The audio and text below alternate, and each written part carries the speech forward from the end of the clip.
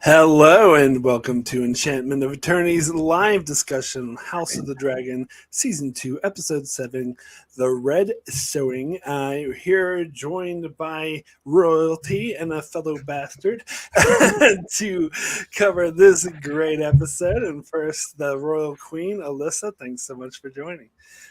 Thank you for having that's your grace to you, you bastard. Don't mind me. I'm just gonna stand up here in my balcony and watch you all burn to death. Don't mind me. And that's Sir Bastard. Darrin, thanks so much for joining.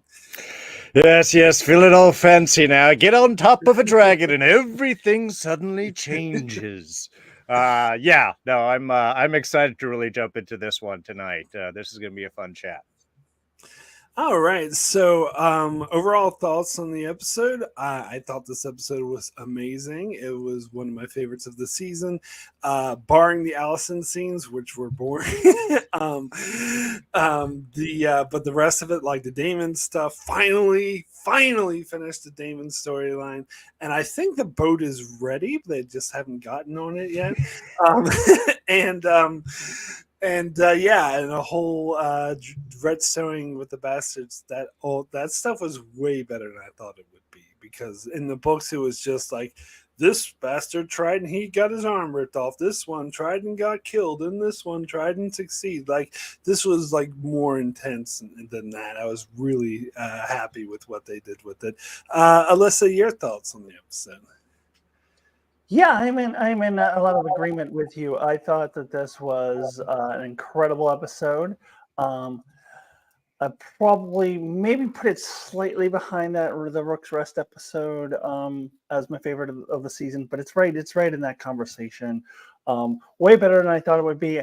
I'm with you about the book stuff, and this is a thing that I have praised the show about a lot this season, although I feel like it's been a few weeks, that it takes something from the book that's just like a few sentences and just makes it this visceral experience where you really, in this case, really feel like just how dangerous the dragons are, how horrifying it is, how terrifying that whole scene is. I have a couple nits to pick, which we'll get into, but my nitpicking, don't mistake my nitpicking for not enjoying the episode. I just like to nitpick, so we'll get into that later, but has nothing to do with taking away my enjoyment for the episode. I still feel overall the pacing of the season was slower than I expected. I think if we do a spoiler section, I think we can get more into the pacing there, because I can talk more specifically about what's in the book and where I expect them to be at this point and where I expect them to go in the final episode. But yeah, I was expecting this all to be done in episode 5, so it's going a little slower than I thought, but worth the wait. That's more a comment on the season as a whole, not much this episode, because it was definitely worth the wait. It was definitely I really enjoyed what they did with that book material, and I can't wait to dive into it a little bit more. Agree with the Allison thing. Could have done without it. I guess they just really needed to have her on the screen, like go camping and go swimming in the river or whatever. But a minor thing. Also, I'm sure we'll get into it too, but the Reyna storyline continues to move at a snail's pace. I'm like, come on, get on with it already. But I did really enjoy the Damon storyline this week. Oscar Tolley MVP. I mean, Oscar Tolley was surprisingly good. I can't wait to talk more about that. A lot of great stuff in this episode, but I'll save the details for later, and I'll go ahead and turn it over to Darrin and get his thoughts. Wow, we've got a rare hat trick on a couple of areas here. Not only praise for the episode, but also wishing the Allison scenes never existed in this. A hat trick of disliking Allison. Maybe that's not as surprising. No, I think this may have been my favorite episode of the season, especially what I found along rewatching it. It worked, I think, really well. One, they spent time in areas. The fact that they did the whole Damon sequence just all in one chunk I thought was beautiful and brilliant. It carried the energy. It would have felt stuttered if they had split that up.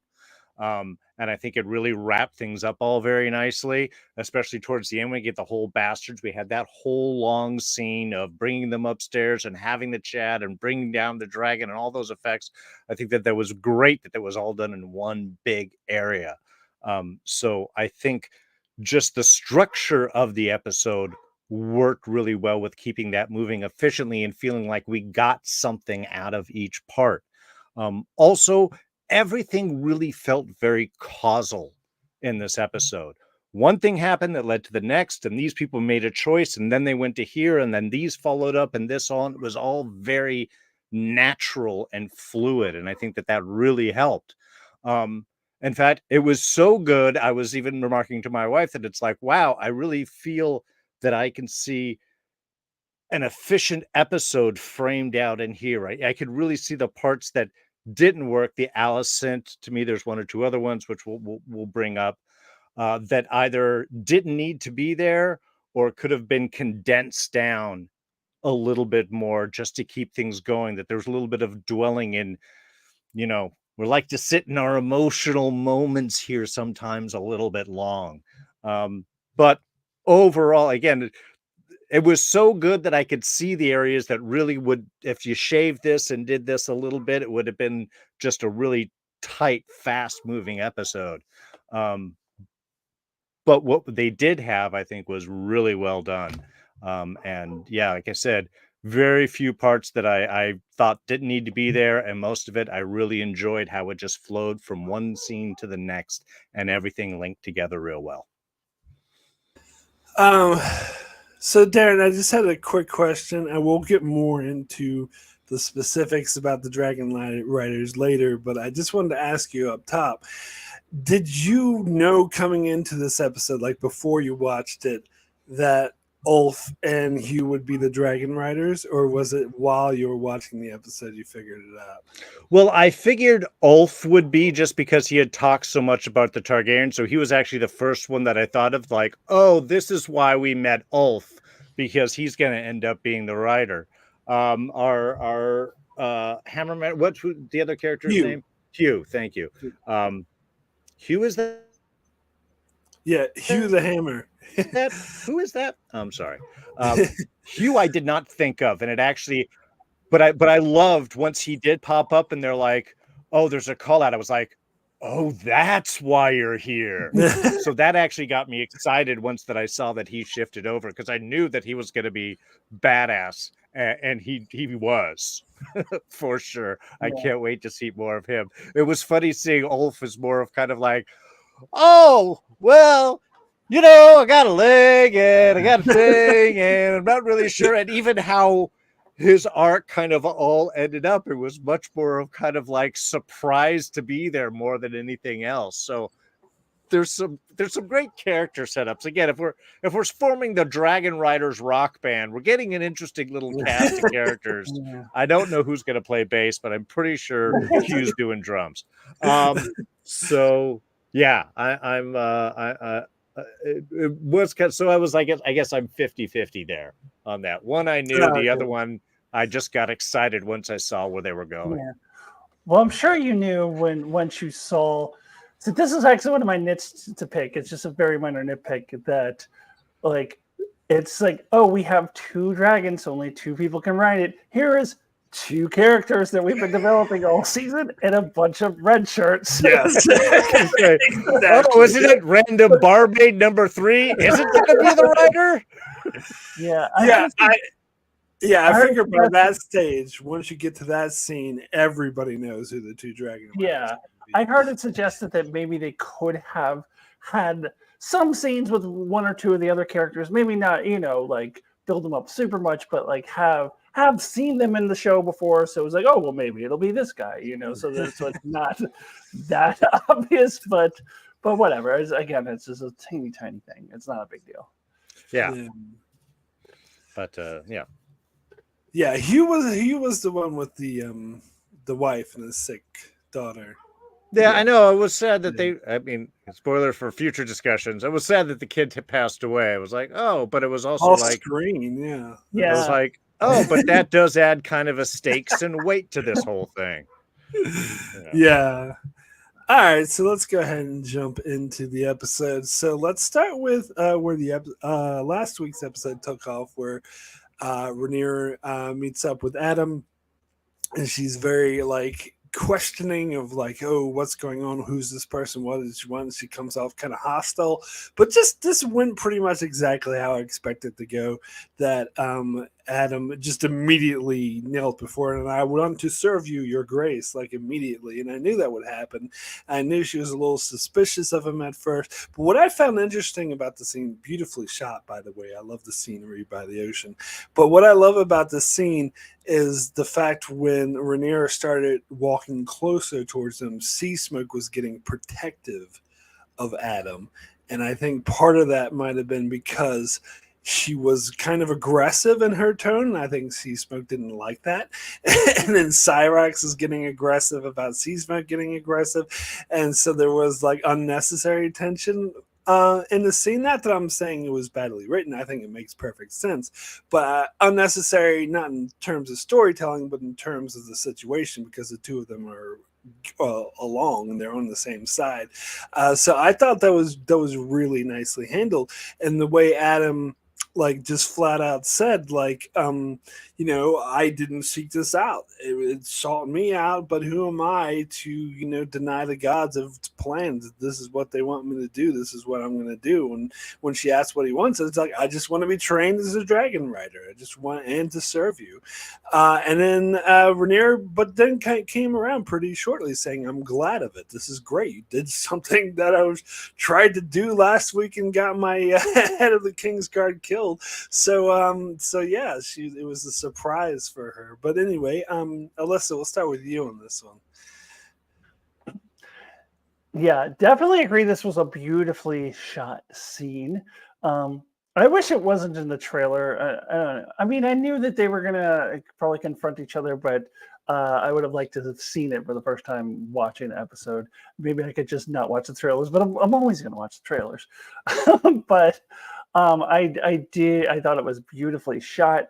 Yeah, I don't have really much to add to what you said. You summed it up really well. They did the tension between them really well. Rhaenyra's misgivings are very understandable. She has no idea who the fuck this guy is. All of a sudden, he's on the dragon. And it never occurred to her that lowborn bastards could ride dragons. I think I want to get more into the kind of the classism. Not only by Jace. Jace is the obvious one we'll see later, but by Rhaenyra, by the dragon trainers. They touch on a lot of classism, and I really like that they're hitting on this issue and showing things from the small folks' point of view in the season. That's one of my favorite things of the season. So yeah, she it never even crossed her mind that was a possibility. He's like, who is this guy?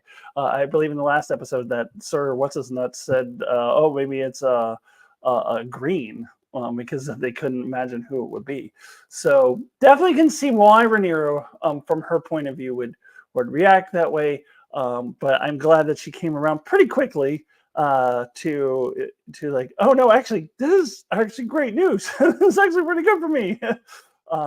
But they built up that tension really well before they got to that point. And yeah, even having the dragons kind of posturing against each other really added to the tension. It was a really well done scene. A great way to open the episode. Much better way to open than how they ended last week's, which wasn't my favorite. But it kind of pays off this week. I really love this opening. Yeah, to me, this really underlined the fact that it must be really expensive to show people trying to get on or off dragons, because they really don't show those parts. And that's one thing I was like, I love the opening, but again, they're already off their dragons and facing each other down. And it's, all right, I get it. I'm not going to complain too much. It was done very well. And I do love the fact that it was quick, that this was not some drawn out battle. I did think Rhaenyra was being a little like overly dickish to start with, but I also get the fact that she doesn't really know what to expect. We as the audience are like, yeah, it's starting, the cool thing is beginning. And from her point of view, yeah, who else is going to be on a dragon right now? We just kind of even came up with this idea. How could it be somebody else? So I really get it, but I do appreciate Adam's just approach, because when we saw him, he was obviously somebody that was looking to find an advantage in life, a way to move up, to show his worth. And I just love that he was like, and this is it, and I'm still here to serve you, and this is just awesome. I just, obviously, look, Dragon found me, so you need riders, I guess. Let's just do this thing. And I really just appreciated that it wasn't something that was really drawn out, or there wasn't unnecessary conflict of attitude or expectation or anything. It was still very much, I'm here to serve, and I love that. Yeah, and Alan will point out later on that Adam's a bit sort of ambitious and wanted like something bigger for himself. So I think that's also another reason why he took the opportunity. Yeah, I wanted to answer Derek Taylor's question in the chat saying, why did Adam have black hair, but his brother has silver hair? Are they from the same mother? I understand that they are from the same mother. I think the answer, and I think they might have said this in the behind the scenes stuff, the answer to that question is genetics are weird. You know? I actually answered him in the chat, and that's what I said. Yeah. If you have dark hair, our other sibling has black hair. My hair, I dye it now, but it was naturally red when I was born, because we have a mother from an Irish background and a father from a Cuban background, so he's got dark hair. So it's just genetics. It's actually weirder to me that all three of Rhaenyra's kids would have brown hair. It seems like one of them would have blonde hair because she has blonde hair. So it's genetics. And I think that actually reminded me of the question I was going to ask, because obviously bastards become a big element within this episode, and hair color comes another one, and certainly that becomes one of Jace's issues. And I got to think, I'm like, okay, I know the Targaryens tend to do a lot of interbreeding, but Alicent has red hair, so you would think that there might be some child in there. We don't know what what's dominant and what's recessive in the white hair in Westeros genetics and so on. I mean, I know what they are generally for, our world. So what's recessive, what's dominant, what can just be one, just has to have like from both parents. I was just curious, is there much of a history of Targaryens with other hair colors in the history before this? So I guess it's not a spoiler, it's a history question. Yeah, I can't think of any specific examples, but I'm pretty sure the answer is yes. I think Targaryens without silver hair is not unheard of. It's maybe not that common. I think that all the kings all had silver hair, all the kings and queens. Yeah. I don't think they're, unless Maegor the Cruel, I don't remember. I'm trying to think of the, what's the picture book called that came out before Fire and Blood? World of Ice and Fire. World of Ice and Fire. I remember there was a picture of Maegor the Cruel. Maybe. Yeah, I remember seeing a couple Targaryens in that book that had blonde hair, not silver hair. Silver. Oh, I mean, to me, it's all the same. Like blonde. It's close enough. Yeah. But yeah, I know, but like kind of a dirty, like a dark blonde. Yeah. Oh, right. Yeah, I think there probably have been Targaryens that have different color hair, but I believe most of the kings and queens did have the silver hair. See, I don't think it's unheard of. So I think, like, for example, Jason and his brothers having dark hair is not completely unheard of for a Targaryen to have dark hair, but I think in his case, his father's supposed to be a Valerian who also has silver hair. So and also in the show. He's black. So and so that raises a lot of eyebrows. And us, I think the books or something gave an excuse of why Jason, Luke, and Joffrey all had black hair. They said that historically strong like traits are usually strong but they're usually like dominant. I don't know how that works, but that's just what the book says. But But another thing, but I thought was interesting about the scene is that speaking of heritage and parentage, Adam lied to Rhaenyra about his father. He knows who his father is, and she just right out said, "Yeah, no, he's no one of consequence." I think, and some people were irritated by this, but I think it's more along the lines of he doesn't want to kind of out Corlys. He wants Corlys to be the one to make that decision. He doesn't want to upset him or do anything to upset the thing. Exactly. That's exactly how I read it. He's not going to say, "Hey, my father's Corlys Valerian." No, I'm not. That's going to cause tension. Yeah, it would be weird for him to do that. So I disagree with anyone who would be annoyed that. Why would he do that? That would be just really obnoxious if he did that. Yeah, because he's looking to move up, but he's not looking to supplant. He's not looking to shame or anything like that. So he got what he wanted just because of who he is. There's no reason for him to bring Corlys into it. So yeah, and honestly, that was something that I really appreciated, where he was like, I could just out everything right now if I wanted to, but to me, it was a sign of this quality of character that he would not. That he wouldn't divulge that. Oh, so Brandon says that he thinks that Rhaenys did not have silver hair in the book. Okay, I don't remember that, but that could be true. I don't remember that either. Yeah, it could be true. Derek Taylor saying that some people stated that Sea Smoke can sense Laener's blood. What do you think? And we talked about this last week. I think that could be it. That might be why Sea Smoke chose Adam, because it's similar. He can sense that they're related, or he smells familiar. Yeah. I mean, as they said in the inside of the episode, we don't really know the behaviors of dragons, so they went out of their way to make sure everyone's not riding the dragon the same way.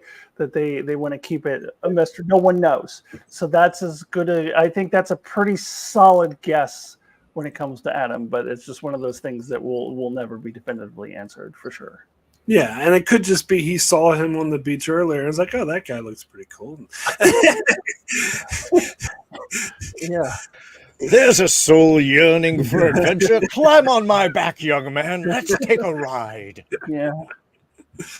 Yeah. That Falcor here, Okay, so we're just going to knock down all these scenes at once because there's no point going one by one. Alicent is sad. Boo-hoo. She wants to go camping, and she doesn't really want to return when the Kingsguard is like, "When do you want to turn Kingsguard?" "Perhaps never." And then and then goes for a swim. I think it's implied that she is contemplating suicide, which, I mean, that's your bed that you made that you're sleeping in right now. Just having a hard time finding any sympathy for her or finding any interest in these scenes, which I think went on for too long. I think, Alyssa, you're right that Alicent is one of the main characters, and they just need to give her more screen time. But yeah, other than that, and also she's sad because she got fired, but it's I don't know.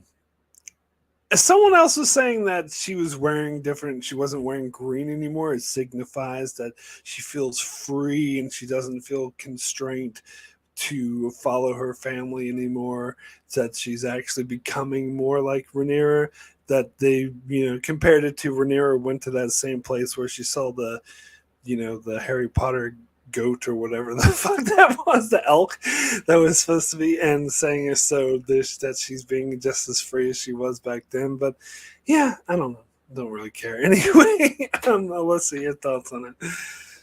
I don't think that's true. I mean, I saw the trailer. She's wearing green again next week. She's not free. No, that's reaching for purpose in these scenes. And trying to reach. Let's find some meaning to it. There's no meaning. The meaning is we need Olivia Cook to get some screen time. I mean, that's all there is to it. And Yeah, and I do agree that I think it's implied that she's contemplating suicide. That's why she says, "Perhaps never. I'll never go back because I'm going to kill myself." And it's like, I don't care. Go kill yourself, Alyssa. Honestly, I don't know, but yeah, don't have much to add to these scenes. Yeah, the only thing I could, counter with your questions is to ask, why should we care? Of what is going on with Allison. I totally did not get I may be contemplating suicide. To me, she's too self-centered of a character to really entertain that for any length of time.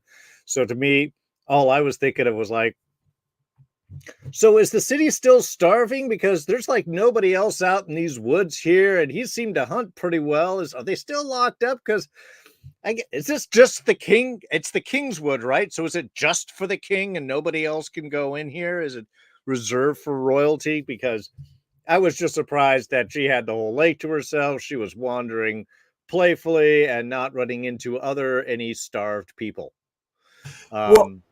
Well, they still do have the King's Landing still locked up. People still can't get out. They could come from other places, but it's a pretty not very populated area. Yeah, for sure. That was just the only thing that I was kind of thinking of throughout the scene. Otherwise, it was just like, we don't need this. It's not contributing anything. We can just move on. And I have really nothing else to add to this except I wish it wasn't here. All right. All right. So in King's Landing, we see Aemon sending those Aegon's buddies to the wall. I think I must have missed this, but apparently, because there were 3 of them, and apparently the third one died in the previous episode during the riot. I heard someone say that. I must have missed that. But the 2 that survived, instead of executing them, they gave them the option to go to the wall. So they're going to the wall, which I don't know. Someone was pointing out that's a bit strange, saying how the Starks have sided with the Blacks, but I guess they probably don't care. Like they just want to get rid of these people. But while he's doing that, we see Larys and Sir Jasper talking, and Jasper says, "I heard from a handmaiden who heard from a fisherman who heard from his brother who heard from his cousin who heard from his former roommate and that Sea Snook has a new writer." And then Larys is like, I wouldn't bother with that."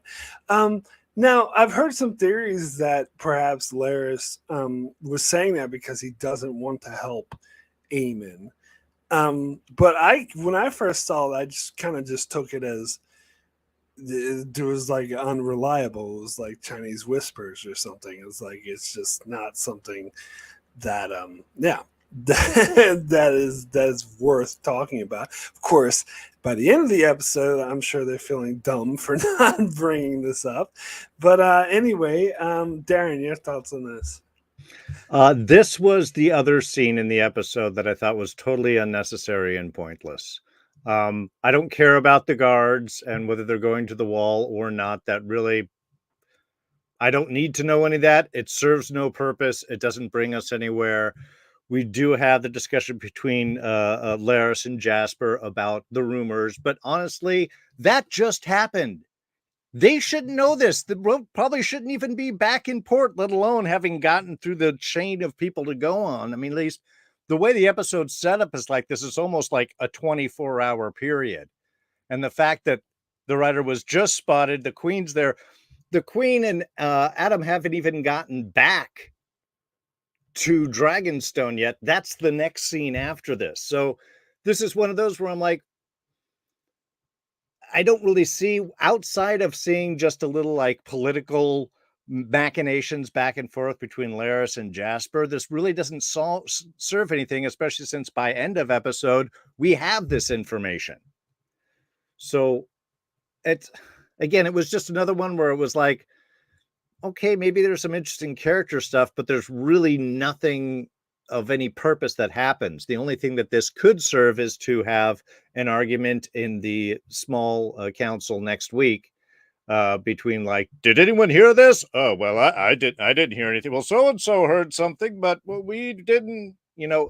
Outside of causing a point of contention in some argument, I don't really see where this actually serves anything. So again, nice, but I to me this was kind of pointless, especially when I watched it again. Well, well, I actually don't agree that it was pointless. I think it really adds to the ending where Eamon does fight, because Eamon doesn't know. I think it really kind of adds up to something that two of his guys did know about this, or at least knew that it was a possibility and didn't tell him. So that that kind of adds to his surprise and his fear, as the showrunner put it, seeing all those dragons. So I did enjoy this scene. I do agree, though, that it was pretty quick for them to find out. I kind of noticed that too. They went through all those chain of people, and like, I mean, how many hours could it have been? It's like a few hours ago. Like, that was a little far fetched, but it was one of those things where I can wave my hand and dismiss it. Now, as far as how I read the scene, I did read it as they both were just not wanting to upset Eamon. Didn't want to have to deal with his wrath. I don't. To me, it doesn't make sense that Laris would hold up back this information to hurt Aemond, because it also hurts Aegon. He's clearly Team Aegon. If Rhaenyra comes with dragons and roasts everybody, like, that affects him and Aegon too, and not just Aemond. So I don't think that withholding that information only hurts Aemond. So I don't think that's what he was doing. But I forget what I was going to say. There was another reading of it that I had where my brain is, I just lost it. But if I think of it, I'll bring it up. But I think that, yeah, I definitely don't think that he was withholding that information from Aemond. I do think it was just like they were just scared. Yeah, I think maybe they were just scared of Eamon. Yeah. That's what Brandon implies in the chat too, that they didn't want to piss him off. And they didn't want to come with unreliable information. But now Eamon's going to be pissed that they didn't know, or specifically Laris. Yeah, if he finds out. Well, just in general. I remember what I was going to say. Sure. I also think that Laris didn't really believe it. Yes. Because it was like, it came from my cousin's aunt's brother's cousin's former roommate. I think Laris was like, just quit trying to play at Master of Whispers and leave this to the professionals. You don't know what you're doing. Just shut up. So I don't even think Laris took it seriously. So I think you don't want to, piss off the Prince Regent for something that's likely not even true. So I don't even think Laris took it seriously either. No, I agree with that. But I think that Aemon, might be pissed off with him just because, as Laris, because it's his job. He's like an intelligence guy, so he should have known about this in advance, regardless of whether or not he found out that they actually did know about it. Yeah, he might be. Yeah, but he could also easily go back and say, this was a rumor 4 or 5 people removed. I needed confirmation before I would bring it to your attention. And it all happened too quickly. Again, to me, that's almost an easy thing to kind of like wave off. But I was thinking like that will be the defense. I feel like Laris would be better off just not mentioning that, because that would indicate that he actually heard of it and said nothing. Sure, and he could just look over, say nothing and let Jasper to, whether or not he wanted to bring it up or not. So, yeah, like I said, I think this is just going to serve as a point of contention in the next. Someone was saying that Jasper could be like, oh, I told Laris about it and he didn't do anything. But I think that would be dumb of him, because then Aemon would be like, oh, so you knew and you didn't tell me? So yeah. I think they're both going to keep their mouths shut. Yeah, I think so too. Maybe it will be the bond that brings them together as well. You didn't want to tell him. Well, you didn't want to tell him either. Yeah, that's right. Yeah. So, yeah. All right. So then in Dragonstone, we get Rhaenyra and Mysaria. Oh wait, no, I skipped something. Let me go back. we get Adam's arrival in Dragonstone, and they have like a small council meeting, but Rhaenyra is not even there. She's out hanging out with Mysaria instead, which I find it interesting because that Cultigar guy, like, he needs to be slapped again. He's just being more of a dick, and he's just being like, "Oh, they're having the bastards. He's that thief that stole the dragon," whatever. And Corlys didn't like flat out stick up for him, but he was kind of like, "Well, the queen says she's all good with him, so we're gonna do what the queen says." But yeah, God, these guys. There was a lot of annoying people in this episode as far as Fast is good. But yeah, I can see why she's like kind of just given up on the council because just a bunch of whiny old white men who needs to shut the fuck up. But it's interesting that Corlys goes to Adam, and I have a feeling like that he's like wanting to like that he's a lot of the behind the scenes stuff was saying that he's really proud of Adam, and I do kind of get that, and I feel like in this scene he was almost wanting to admit that he was his father and have a fatherly moment, but he just couldn't bring himself to do it, so he's just like, "Well done," and walks out. That was my impression. Alyssa, your thoughts on this whole thing? Yeah, now as to the small council, yeah, I don't blame Rhaenyra for going to Mysaria because that's so much more useful than these whiny old dudes. She's so much more helpful to Rhaenyra, so she's just pretty much blowing off the small council now, in favor of someone who actually helps her, and also will make out with her every once in a while. So there's that bonus. But as far as the Corlys scene, yeah, I agree. I think that he just can't really bring himself to just fully, own his sons and just be like, okay, you're my sons. I'm proud of you. He just can't bring himself to do that yet. Even with Rhaenys kind of encouraging him, I think with the last conversation that they had together, he just can't bring himself to do it. But he did it in his own way, which was well done. Which is all he can do. But maybe he will be ready at some point. Are we going to talk about the Alan scene later? Because I could roll that into this. Yeah, we are. Yeah. Okay. Well, I'll wait for that. But yeah, yeah, I think he's just not quite there yet. So that's how he expresses his emotions is well done and walks out. But I think Adam liked. I think that was a big deal to Adam. That was the most he's ever gotten from. Because I think it was the last episode or 2 episodes ago, maybe it was last episode when he was complaining to Alan, like he doesn't even, or Alan was saying he doesn't even acknowledge me.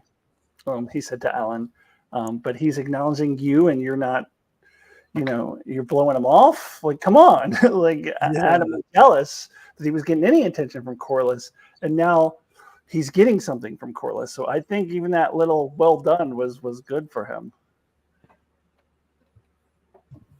Yeah. Lord Whiny Oldman needs to be definitely slapped out. He's kind of annoying. And, and I did appreciate Corlys kind of like, let's wait and see what's going on first. Let's not draw any conclusions. I'll wait till my queen arrives. I kind of appreciated that kind of like calming things down. But I was a little annoyed about Rhaenyra not going to her own council meeting. I mean, I do get what you're saying there, Alyssa, about kind of just like, well, these people don't do anything with me, and I need to deal with somebody that is going to help me, that can actually counsel, and we can share ideas. And you're totally right with that. But letting this kind of spiral out of control, I think, is a problematic thing. And as queen, I think, especially now that Corlys is there, she would have a better chance to kind of tamp that down and then do the Mysaria thing and go have the talk about everything else. So I'm seeing this as kind of a mistake on her part, and I wish that because Corlys is there, we could have a little bit of that scene of the council meeting maybe starting to get straightened out, or at least a little bit more direction given. So that was really kind of my only thought on that particular one. It's like, yes, of course you need to be slapped, but this needs to be clamped down, and I don't see that happening. And even Jace, of course, obviously getting more frustrated about, and she's not even dealing with this. What is my mom doing? which I know we'll talk about a little bit later. I did like the Adam and Corliss scene there. I like that little bit. I get Corliss's hesitancy to make that step of recognition. But I do like that again, it's amenable. You know, I want my leave, sir, of the no, of course, given you're doing think this is good job, and I don't know what to say. Emotion is not something I am familiar with.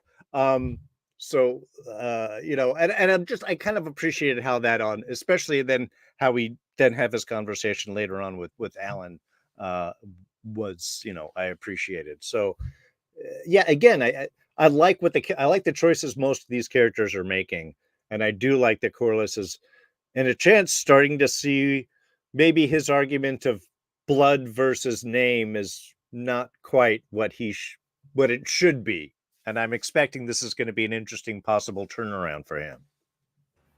Yeah, no, that's an interesting point, and I definitely also see where you're coming from.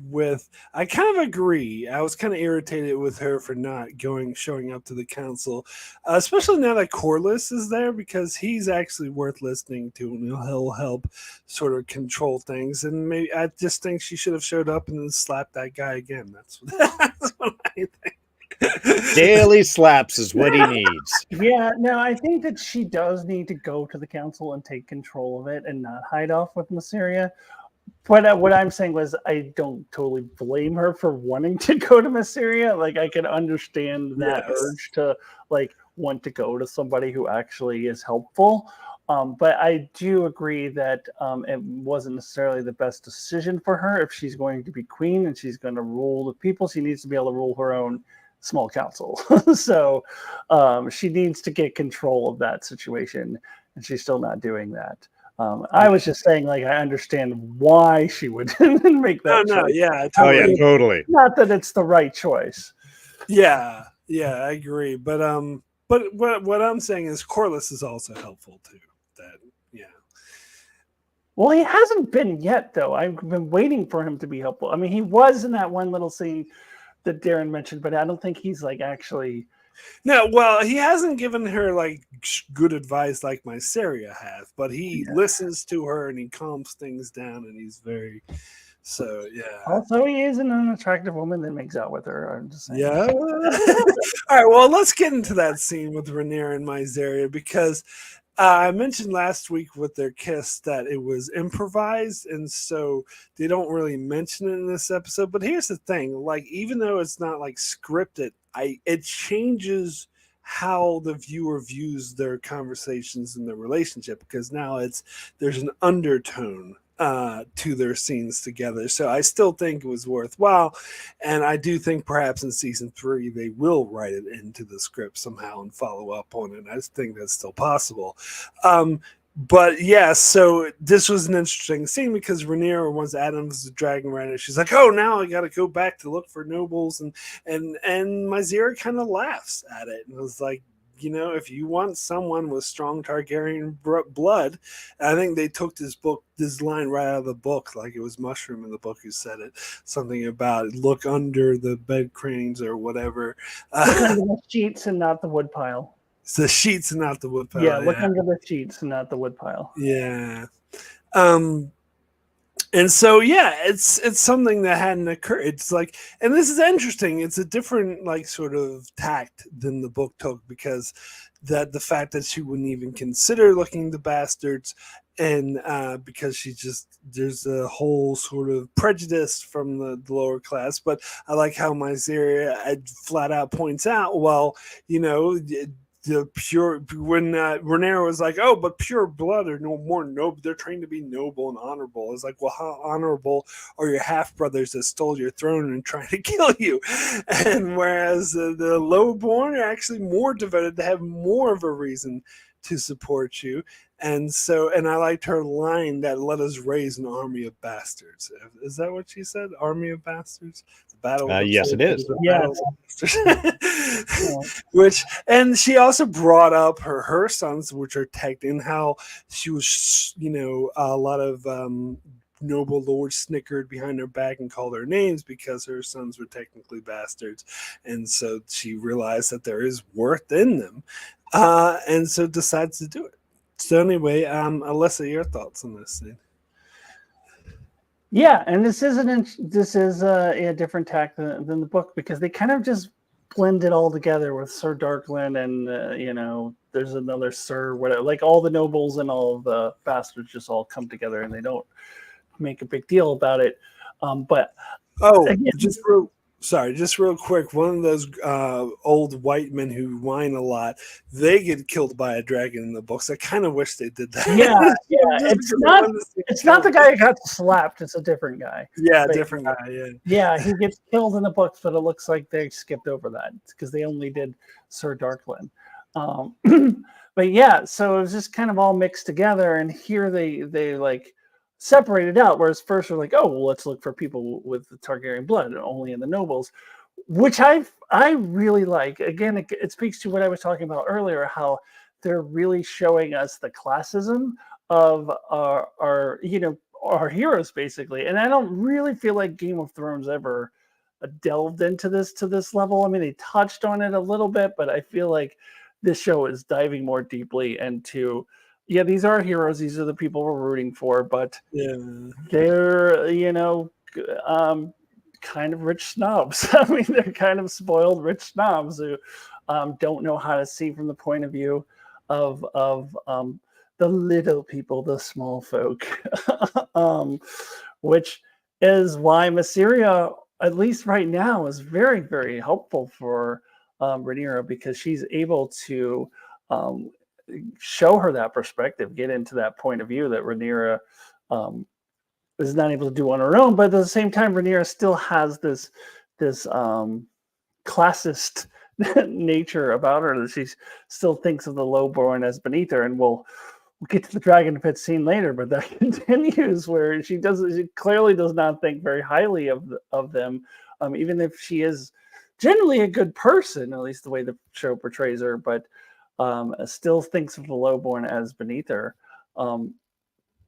But then she does listen to Mysaria that, okay, actually this is, I mean, she wants to win this war. So, and this is really her only way out. So then she finally was like, okay, let's raise our army of bastards then. So. Yeah, this is another scene where, again, I was really glad that they got to the point that they did relatively quickly. This could have been dragged out a whole lot more, but the conversation and the fact that they've had some intimacy allows them a little bit more closeness, but I don't think that that's really required. Again, I think Mysaria is just one of those that will challenge because she just knows her position, kind of like Alice Rivers with Daemon, in a way, serving a similar type of role. It's just, I'm just going to tell you how it is, and I'm not going to try and do the dance and fight of politics quite as much. Again, and I do appreciate that we're bringing in the kind of bastards idea that we are dealing with class stuff situations, and that's kind of even a focus of this episode. I think is a really good choice, and the fact that she ends it with the line of, "Yeah, let's raise an army of bastards." I think it's just kind of perfect. I was a little surprised at her resistance to it. That she would have such much of a class attitude, and I'm not sure why I'm surprised at that. But she seemed to be just a little bit more of an open, carefree kind of younger person, so it didn't seem to have these same types of prejudices. So I guess that's maybe what kind of surprised me. But again, even the fact that she did have maybe some reticence of like, what, not highborn? It is something that Monsieur was able to kind of like smack out of her very quickly, and for her to just go ahead and accept the fact so we could move on to the next thing. Again, that is one thing that I really do appreciate with a lot of this episode is stuff happens, but we move on and we get to the next step. Yeah, we don't spend 8 episodes looking at a boat, but anyway, yeah, I mean, Rhaenyra was a bit more open-minded than many of the other people in this episode. Yes, and one of those will be an interesting point of conversation I'm looking forward to. Yeah. I mean, she has this classist nature. I mean, just because she's raised that way, she doesn't know any different. Like that's, I mean, that's just how she was raised. But she then does have an open mind to, to accept that, because she also wants to win this war. So she does have an open mind. She still classes later in this episode too. Oh yeah, Which, sure. But I do think other people are worse than her. yeah, no, because she's at least willing to listen and kind of change her point of view. Like people, let's just, I mean, modern day example, as white people have racist tendencies just by fact of being in the society, but we are willing to be challenged if we're, um, willing to try to not to be racist. Like, we're willing to be challenged on it and rethink our, what we've been raised on, which is kind of what Rhaenyra is doing here. But she still has this classist, upbringing that's still and within her. But she's at least willing to challenge herself and listen to Mysaria, who challenges her on it. Yeah, absolutely. And I do like how they're touching on that because it's like what this is based off of, like medieval societies and stuff like that. Yeah, the noble class was absolutely like heavily classist, and it was in their nature. So I like how the way that they're touching on that in this show.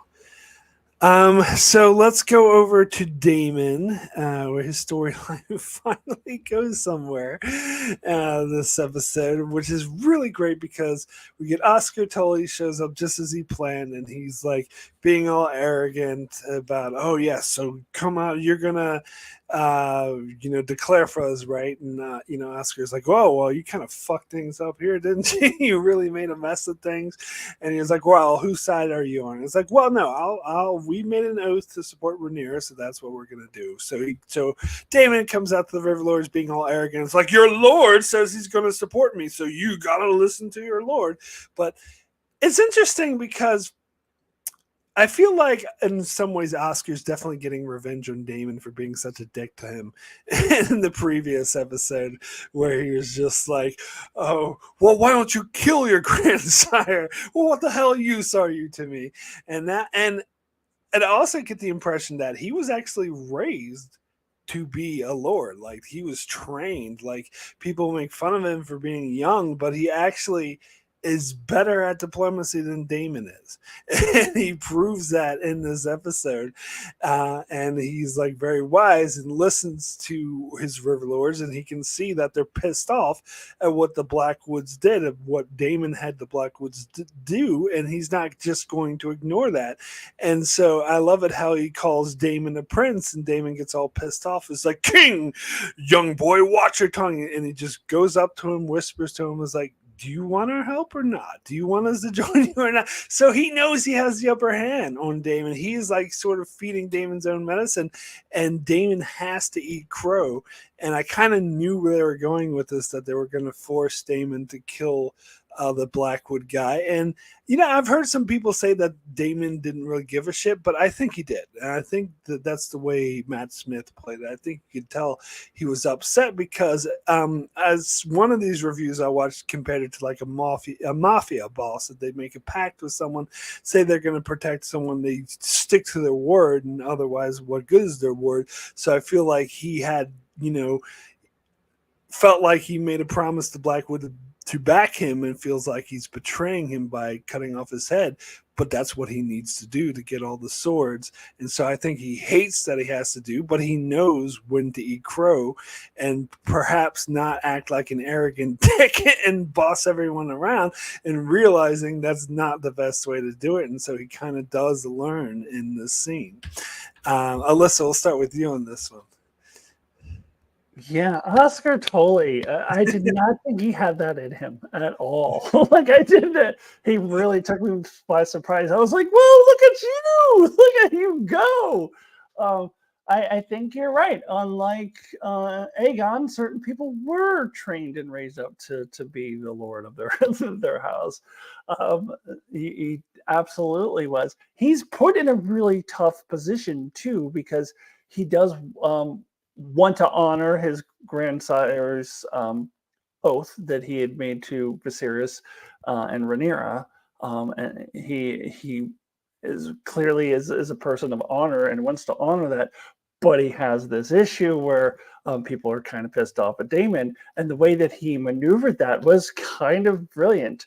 And I did too. Really appreciated the scene where Damon was like, "Yeah, it's King," and he called him Prince Consort, and he's like, "King," and he's like, "Do you want our help or what?"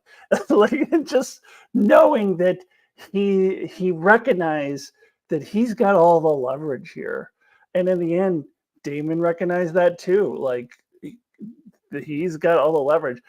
But for him to be savvy enough to use that leverage, not something I knew that Oscar Toley had in him. So bravo, like, nice job. And yeah, Damon was backed in the corner. I mean, if he wants the help of these lords, that's what he has to do. And I agree with you. Yeah, it's like the mafia boss thing, that where he feels like he's breaking his honor or whatever, that he doesn't want to do it, but that's what he needs to do. So I just was really impressed with Oscar Toley. Did not expect that from that kid. So I really enjoyed this scene.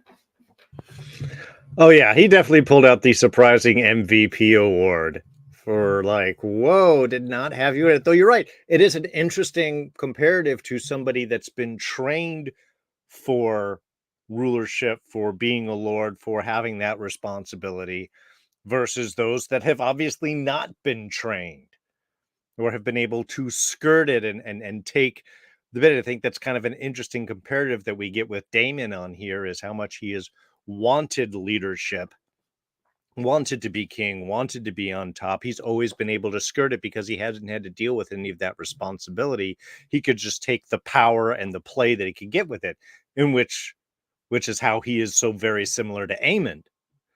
And yeah, I think this was just a brilliantly done scene where Damon was caught in a position, couldn't do anything about it, had to acknowledge that position, and had to change things around. And yeah, I think that he did not want to kill the Blackwood guy at all, but he was caught in a position. And he did say there are things the crown cannot be connected to. So in that sense, it's like, well, you took the job. You knew that ultimately, if any of your team was caught or killed, you had to be disavowed, or beheaded, as it were. And the fact that they will, and I'll just bring this in if we're going to discuss this one next, the fact that we have our final scene with Viserys on this now too, to wrap this up, to give us our perfect bookend, was so beautiful, because it's just Viserys at the end, one eye missing, old face falling apart, talking about the weight of the crown. Oh, you're jumping ahead a bit, Darrin. Yeah. I know, I just wanted to get into it so much because it does. But yeah, we'll get into it. But again, I think that is the perfect topper for what Damon has to go through all of this, because I think he really realizes within all of this what leadership actually is. And the fact that he's shown it by Oscar Tully is just freaking brilliant. Well, the thing, and that I think was interesting, what Oscar did is when the Blackwood guy, Willem or something, when he was like, I just did what my king ordered. Like, I was just following my king's order. I was just following orders, using that excuse. And he was like, yeah, but he didn't tell you specifically what to brutalize, and you did it because you enjoyed it. You did it because you wanted to do it, not because you were just used as an excuse to do it. And he was absolutely correct. And I think that was also another way for him to let Damon off the hook, to let the River Lords still support Damon. Because Damon ordered him to do nasty shit, but really he didn't, it was him. Like, he wanted to do that shit to the Brackens. Yeah, he was basically given permission by Damon to indulge in his own darkness, but it was his darkness and choices of what to do that was not Damon's. Damon just said, maybe cross a line or two. Have they ever specified what exactly he did? He killed their vassals. He destroyed ancient burial grounds and things like this. I mean, they really did I get the impression that they killed like civilians, like Yeah. women and children, Kids and and that children. Okay. yeah, and that they took some like kids hostage and stuff like Okay. that too. Okay. Yeah. But yeah, I think there was Yeah, some apparently they like desecrations terrorized the involved. small folk, yeah, who had nothing to do with what the Bracken family was doing. Okay. Okay. All right, so yeah, let's talk about Damon's visions. And I've been complaining about his visions, but I was okay with this one because it was short and sweet. I still think we should be done with them by now. Like, hope I said that last week, but now we get another one this week. But it was short, so it was okay. I'll forgive it. And it was interesting too because it showed old, decrepit Viserys. And just flat out saying, I don't want the crown. I never wanted it. And you know, kind of laying it out. It's like, do you still want it? I don't think you should want it. So I think this is pretty much laying down that, especially after Damon's experience with Oscar Tully, that he realizes that he doesn't really have the skill set to be a king, that you need to be more diplomatic, and he's more the warrior type. So I think this is him realizing, hopefully, no more visions, realizing that that he actually doesn't want to steal the crown away from Rhaenyra. Darren, your thoughts on that? Yeah, I mean, completely. And I think that's exactly what this is saying. I think that's why this is the perfect topper for this, and why it doesn't end. And he just has that because when he's looking at the crown, when Viserys is offering this to him, and he's seen really what, you know, ruling has done to Viserys, literally taken every bit of his body and soul. And as he's offering this, do you still want it? The kind of like shock, terror, and realization in Damon's face of like, oh God, no. I'm not. This isn't what I wanted. This isn't what I thought it was going to be. I think, yeah, he realizes that he doesn't have the skill set. He is not a good leader. He's an excellent fighter, but he is not a good leader. He doesn't understand what leadership really is. And I think, you know, as drawn out as this journey has been, I think this very much nails that point on top of it, that with all of this and realizing that this kid understood his people better, that he had to own up and not be it, that he was making mistakes around, and at the very end, realizing the real weight of actual leadership. Yeah, I am definitely hoping that this is all over, because if it's not, then they're just this is the perfect topper. There's no reason to continue this particular personal arc any further than this point. It would just be, you know, fourth acting things. I really loved this scene.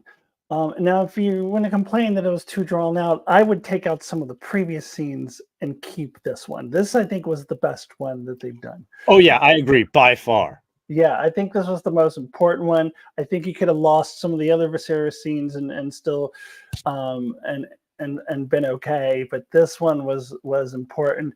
And it's interesting that they said in the inside the episode that it was Paddy Constantine's idea for him to appear in the old decrepit makeup. That wasn't originally the plan, and I think that was a brilliant idea. I love how they seem to be taking feedback from their actors, because actors are coming up with some good ideas.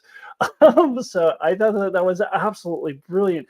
Really added to the weight of that scene to see the old, like, decrepit Viserys being the one who's like, I never wanted this crown. The weight of this crown just like really added to like the words that he was saying. Added to the weight of them. And I think it did really get to Daemon, although I don't think he answered Viserys's question on screen, at least, where Viserys was like, do you still want this? I don't think we saw that answer, which does worry me a little bit that we will get another scene. But I think I'm hoping that it was more that they don't want us to know definitively whether that's sunk in with Daemon. They just kind of want to keep that up there, and then they'll show us next week that yes, he did take this in. Yes, he does understand now.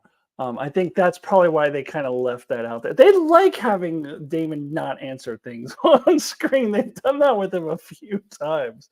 But I think that I'm going to go with the hope that that's what it is, that they want to leave it. They want to wait till next week to show us that, oh, yeah, this did have an impact on Damon. What might have been cheap, for him to go, yes, rather, no, I don't think I want it anymore. Like that would have been a bit much. But it does just leave me a little bit worried that they'll slip in another scene, another vision. No, they just have to leave it on like long, confused, emotional looks from Matt Smith. Yeah, but I do like that they, if indeed this is the end, that they ended it with Viserys and not Alice Rivers preaching at him again. I think Alice Rivers preaching at him, I think was needed at times. I think, I think she was the only one who could talk to him outside of his visions and get to him a little bit. But I'm glad that she wasn't even in this episode, that they focused on his relationship with Viserys. So I did like that choice. Yeah, I don't know if I would say this is my favorite one, but I think it was definitely one of the better ones. I think maybe the one either last week or the week before that had him imagining if he was actually there for Viserys when he was grieving his wife, that might have been my favorite. But if they were going to cut one out, it should have been the one when he was sleeping with his mother. Are you the one when he was having sex with his mother wasn't your favorite one? Because I mean, that was me. Yeah, that was, what the hell was that even about? That was just, that was unnecessary. And that's interesting because I was thinking that was one that could be cut. The one with him, I don't know. Or maybe the other one of those two from last week could have been cut. Yeah. All right. So, in King's Landing, we see Larys is kind of working Aegon very hard at his rehabilitations, kind of overworking him, and Orwell's kind of concerned about it, saying that he's taxed and it's painful, but he kind of says to Aegon, it's like, no, you're in danger from Aemon. You need to get healthy right away. But I think the real reason is that Larys wants a king he can manipulate. And Aemon made it very clear that he can't be manipulated by Larys. In fact, doesn't even like Larys and calls him a toad. And so he's like, well, fuck that one-eyed guy then. Let's get this guy. Hurry up and get well so you can become king again so I can manipulate you again. Alyssa, your thoughts? Yeah, and I think he's generally afraid that Aemon will try to kill Aegon, and then not that he cares about Aegon, but he cares about himself, and he loses everything if Aemon kills Aegon, because then he's screwed. Because as you said, he can't manipulate Aegon. I'm sorry, Aemon. He can't manipulate Aemon, so he wants Aegon back, and I think there's a genuine fear that Aemon will try to have him killed. So yes, but I don't think he quite understands how that works. Like, pushing him harder is not going to help him to heal faster. Like, I know they're kind of like in medieval times or whatever, but like, I don't think he really understands how the human body works. Like, that's not actually going to help him, which is actually what Orwell tries to tell him, but he's just so insistent that he needs Aegon to get healthy as fast as possible. Working harder will get him healthier, but it actually is not going to, it probably will make it take longer, to be honest with you. But you can see what Larys's motivations are in there. And it is for his own ass. It is not for any caring for Aegon, which I think we discussed last week too.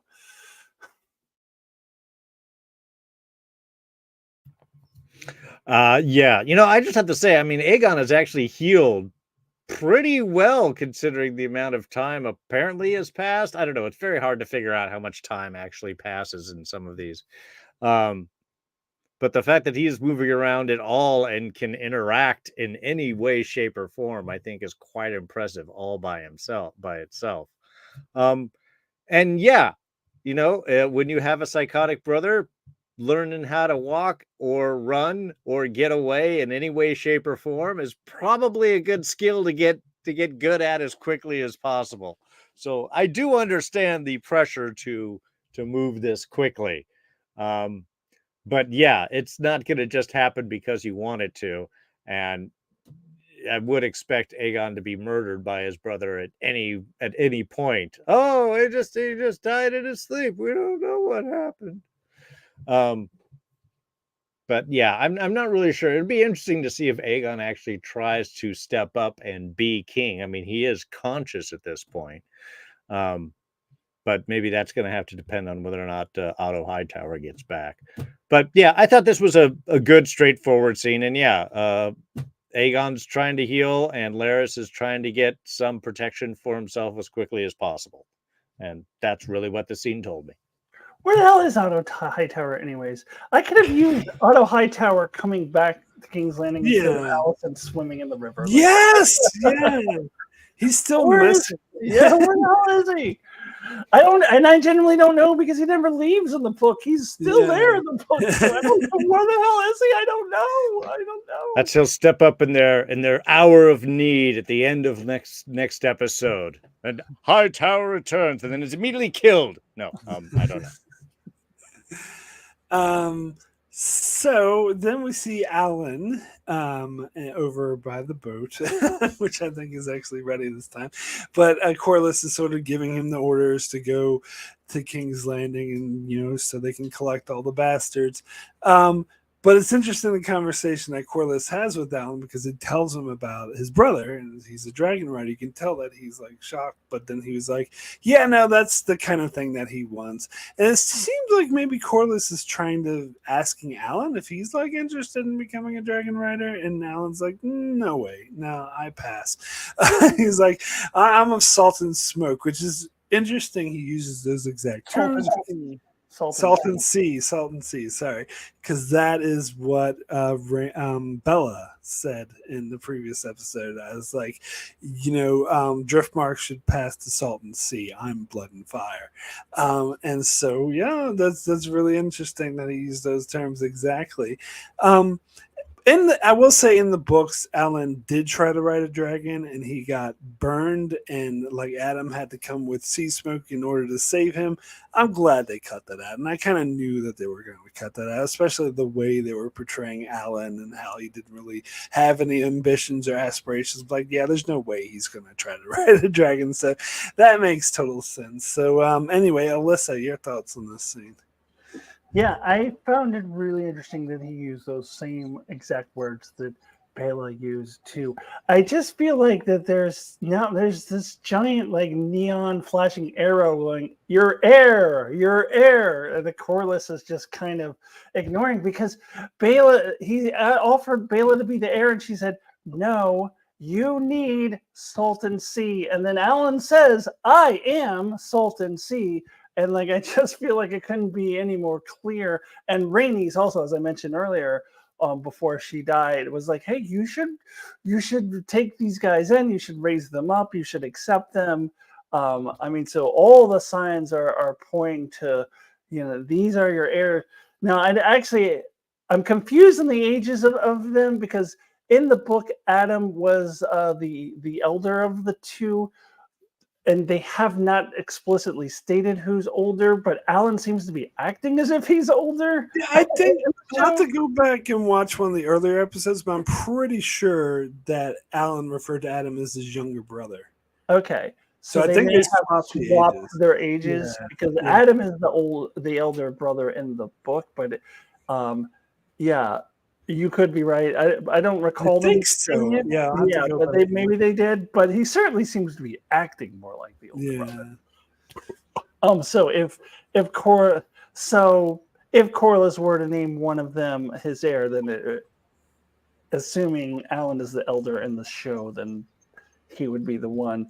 But it seems like all signs are pointing right to that. But as I talked about earlier, I don't think Corlys is there yet. He's not ready. He's not quite ready to go there yet, but I mean, he literally said, I am Salt and Sea, which is what I told him he needed for his heir. So, but I found that really interesting. Well, I will say, I think Adam becoming a dragon rider is helping him get there, like faster. Yeah, Yeah. yeah, yeah.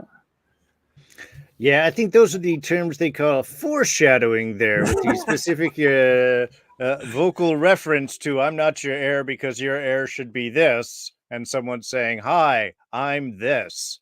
I don't know, feels that way.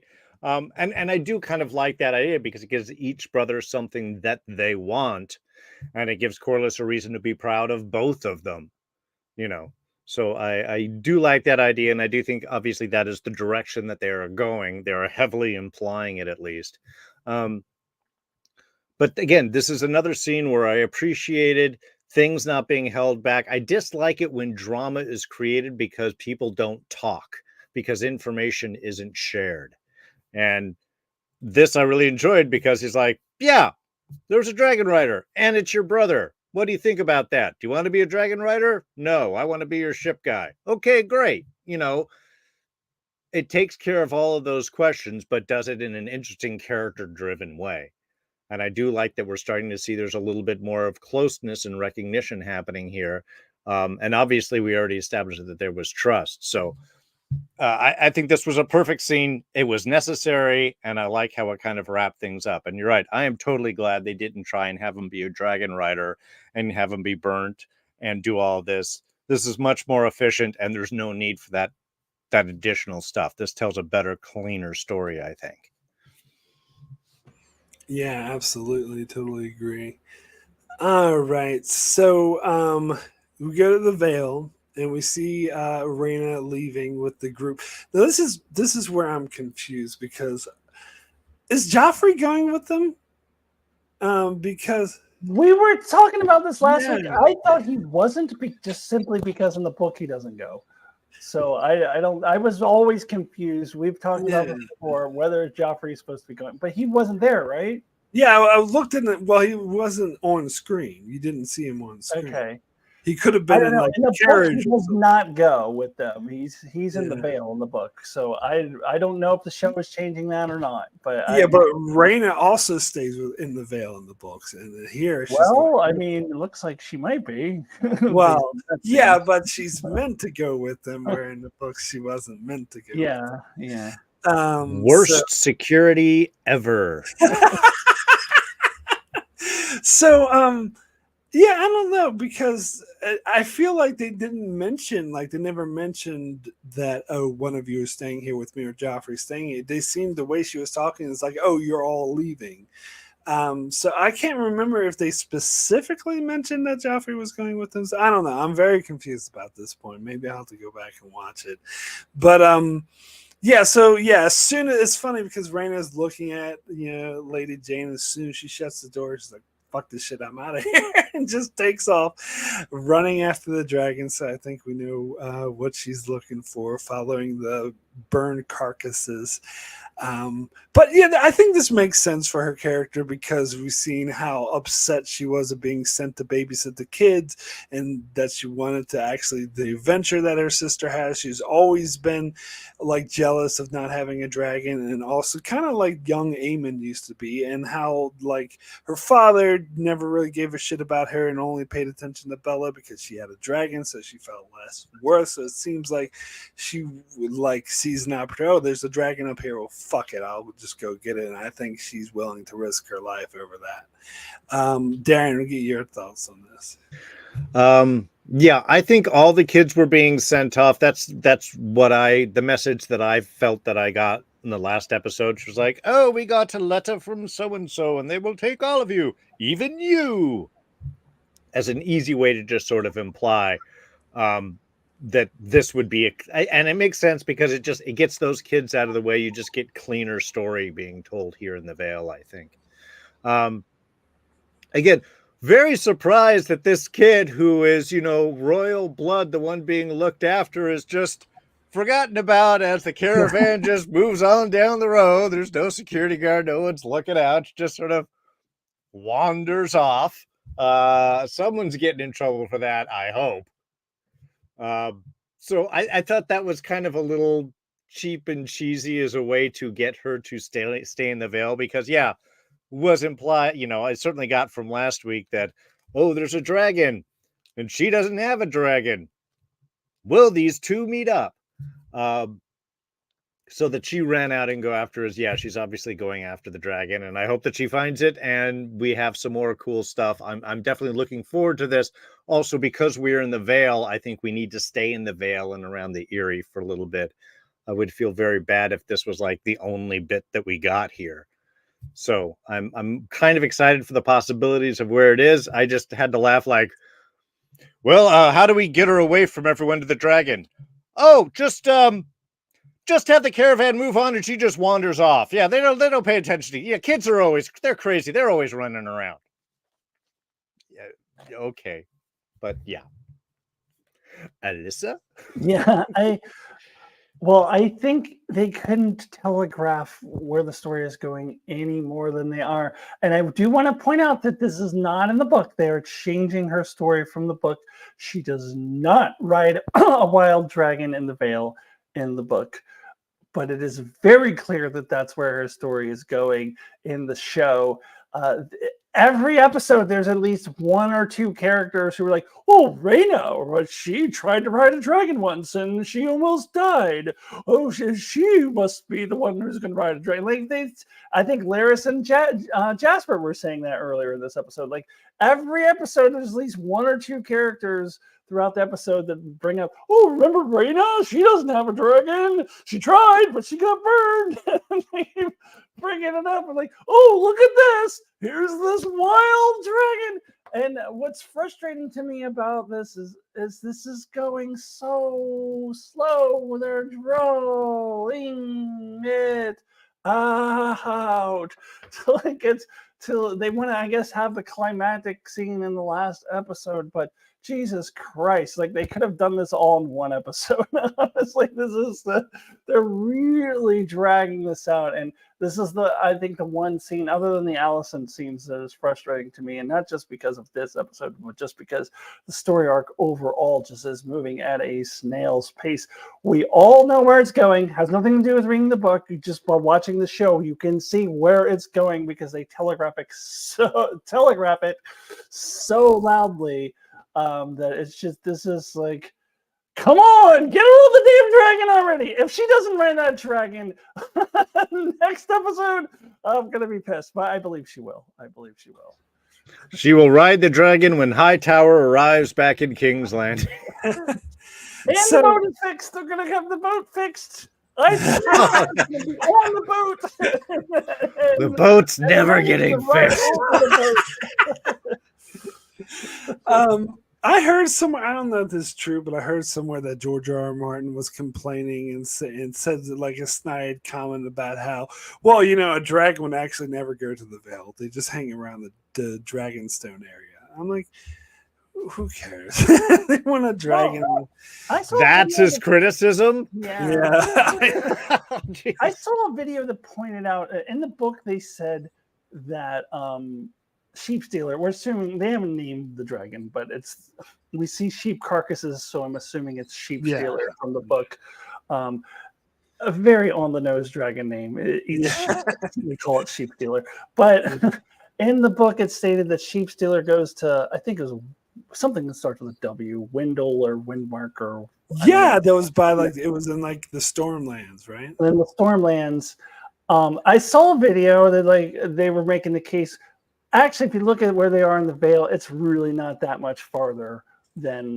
That's what I was thinking. In the Stormlands. So George R. R. Martin he has some weird nits that he picks, like in general. But I don't know if I ever. It's kind of a side, but I don't know if I ever mentioned the commentary for Blackwater. He did a commentary for on the DVD, and the whole time he was like, that guy should be wearing a helmet. He should be wearing a helmet. And he doesn't have his helmet on. He should have a helmet on. It's kind of funny. The dragon fire should have caused his face to melt slightly more sideways there with the greenish tint. Yeah. I mean, so he does have weird nits. Yeah, he is the author, to be fair, but I guess if anyone has the right to pick weird nits, it's him. But God, I was going to say something else now. I can't remember. Oh, the one thing I was going to say is I do agree with you that they telegraphed the hell out of this, but I will say that when people always constantly bring up Rhaena, I take it more along the lines is that in their minds she's the only option because she's the only other Targaryen out there. It can't be a bastard or someone else with Targaryen blood. Therefore, it must be Rhaena. Oh yeah, no, that's the purpose of the character saying it, but it also serves the purpose in a meta way of telegraphing. Hey, remember Rhaena? She doesn't have a dragon. Like, no, absolutely, totally agree. All right. So let's see, where are we at now? All right, so get to this scene with Jace being whining and being upset with Rhaenyra for doing the plan to have gather up bastards and try to make one of them a dragon rider. So this is the exact opposite of how the character act in the book. In the book, like getting bastards to ride dragons was his idea, but here he's like totally against it. And my first reaction was, you fucking hypocrite. Especially, it's like, they're mongrels. I'm like, what the fuck is wrong with you, dude? Like, you should, if anyone should have sympathy for bastards, it should be you. And it's just like, fuck you. But then when he like got into the reasons why, I'm like, oh, okay, I can see where you're coming from now. You're still wrong, you're still a dick, but I can see more of where you're coming from. That like, and I think it was kind of silly of him to be like, oh well, if anyone, because the only thing that makes me royal is I can ride a dragon. If anyone can ride a dragon, then I'm just another bastard too. Which, to be fair to him, I think he does have a point of worrying about someone challenging his right to the throne, because that's exactly what's happening to his mother. So he has the right to be worried that once he inherits the throne, it could start another civil war. So to be fair, he does make some good points, but I just still think his whole attitudes, oh, they're lowborn, fuck them, they shouldn't be having a dragon, is kind of aristocratic and kind of pissed me off a little bit. But also in the scene is worth noting, I believe this is the first time he flat out mentions, yeah, Harlan Strong is my father. Don't even try to fucking deny it. The whole realm knows it. They've just been threatened to be put to death if they say it, but everyone knows it. And confronting her about it for the first time. And she's, cries and says, yes, she's something that she really regrets. But then again, if she hadn't slept with Harlan Strong, he wouldn't be alive. So maybe he shouldn't give her a hard time about that. But anyway, Alyssa, your thoughts? I thought Rhaenyra's argument should have been, aren't you getting a little bit ahead of yourself? Like, you're worried about what happens when I die, when I'm queen, and then you become, how about I become queen first? Like, step one, like, baby, like, we'll cross that bridge when we get to it, but we're not getting to that bridge unless I get some goddamn dragons, and these are the dragon riders that I have. Like, you're getting way ahead of yourself, dude. Like, we will cross that bridge later. Let's secure the throne for me first, then maybe we can discuss like a plan for when that happens, for making sure that this doesn't happen again when I die. And like, that's way down the road, dude, way in the future. like come to the present. But she does make the point that, yeah, this is the only way. I mean, I just thought that she should have said, "Oh, you got a better idea? I'd love to hear it." Like, this is the only way that we have forward. Otherwise, we're just fucked. So she does do a good job of making that point. Yeah, I'm a little surprised, I guess, for the fact that Jace is such a classist asshole. I don't know, I've heard it suggested mongrel could even be construed as a little bit of a racist term. I don't know. But like, yeah, that he I don't think he's really, I mean, he doesn't really have much of a character of any kind in the book, really. So that it's hard to say. But yeah, I was a little surprised by that. But I do kind of like that he's kind of a classist asshole, because it kind of gives depth to this character. I feel like we're getting to know this kid a little bit more. I find it interesting that find it more interesting than if he was just always just, oh, mommy, I love you. I'll do whatever you say. And they still have had some really nice bonding moments in this season, which I also really love that they're able to have these moments where they do come together, but also these moments when they clash. So I really actually appreciate what they're doing with this character, even if he is kind of an obnoxious classist asshole. But I actually, from a storytelling perspective, do appreciate that. And I do agree with you too that I found it really interesting that this is the first time where she directly confronts Rhaenyra. There was the scene when he was like little Jace, when he's a little kid, and it was like, "Mommy, is Harwin Strong my dad?" And she's like, I think like, "Off to bed, son," or something. Yeah. He deflects it. But this is, other than that, this is like the first time where he like just flat out brings it up. So I thought that was a really interesting and pretty powerful scene as well. Well, so the one thing I'll say is that the season I've been liking Jason, what they've been doing with him, like the whole thing about sneaking out of the house in order to do secret diplomacy, like that was cool. But it's just this episode and last episode that just started turning him into a dick. So I kind of liked what they were doing with him before. Because I was actually liking the character a lot. And now I'm like, yeah, I don't mind that he's a little bit of a dick, honestly. It makes him more interesting to me. Yeah, I got to agree with you on that one, Mark. I did like the other stuff he was doing. I'm glad to know that in the book that he was the complete opposite from this character, because this annoyed the crap out of me. I didn't really like Jace going off on this. I thought it was kind of ridiculous. Yeah, I do like the fact that he brought up his father, and the idea that we're dealing with bastards as kind of a theme throughout this episode does make sense that this kind of comes up. It just, and I can't really necessarily say that it comes out of nowhere, because he's obviously been taunted by that, specifically by Aemond and such, about, his parentage and everything else.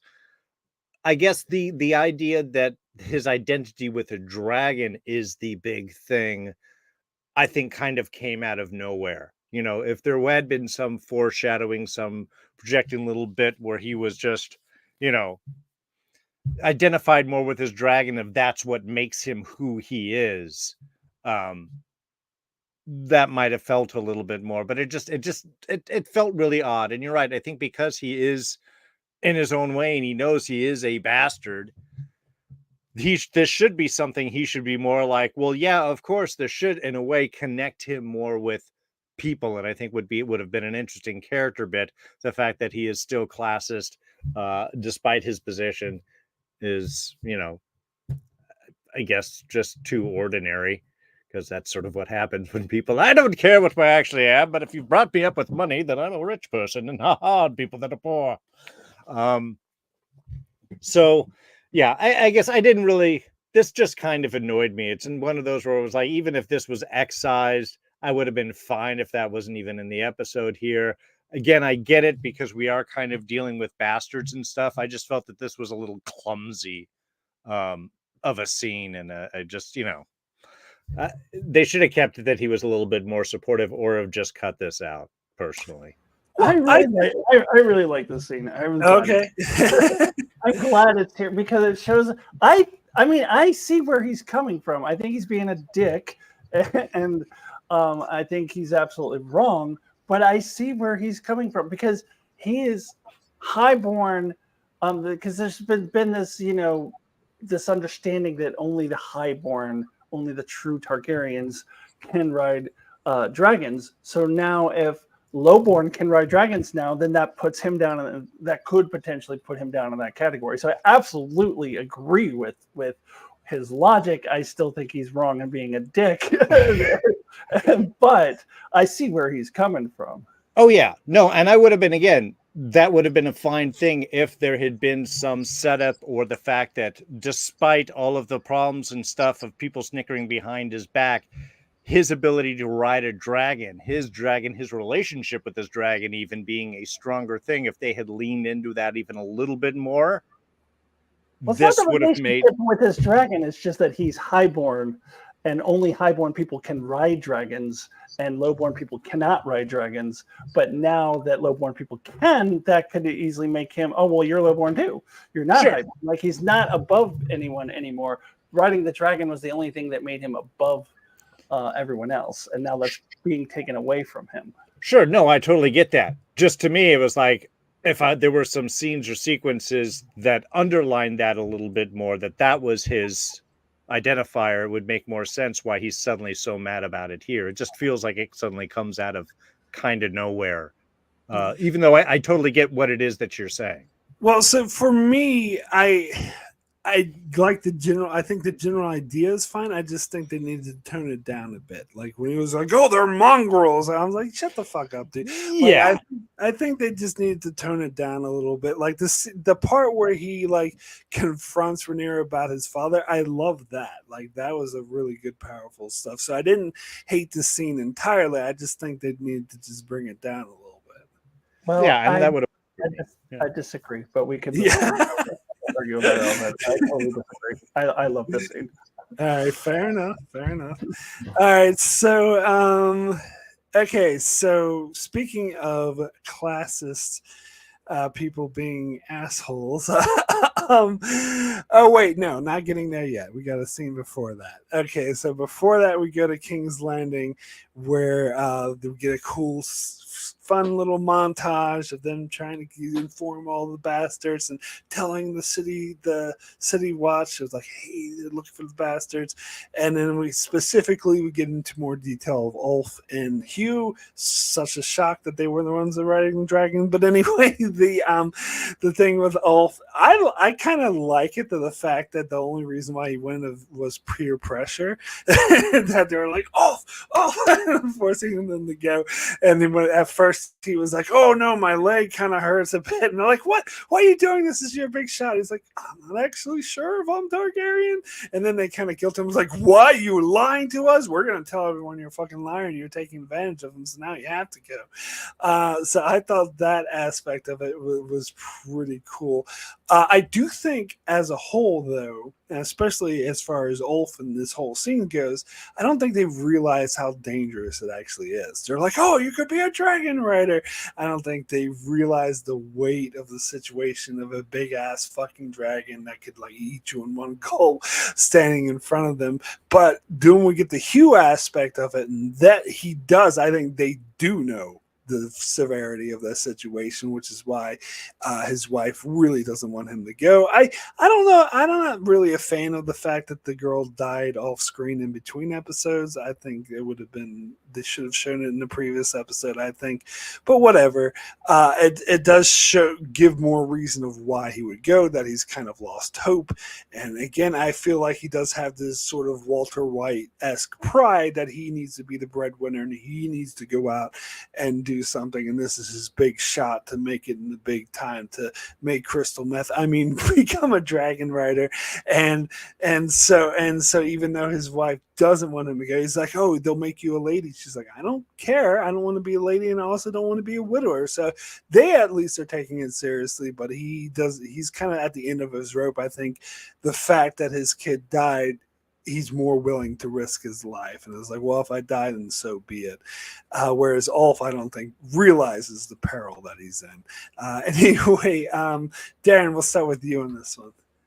Yeah, I love this whole little bit. Again, it's very causal. We have the message being sent out, the girl going around town doing all of the bit, and then we focus on the only characters that matter, and will not be wearing red shirts, with the next 10 minutes of the episode.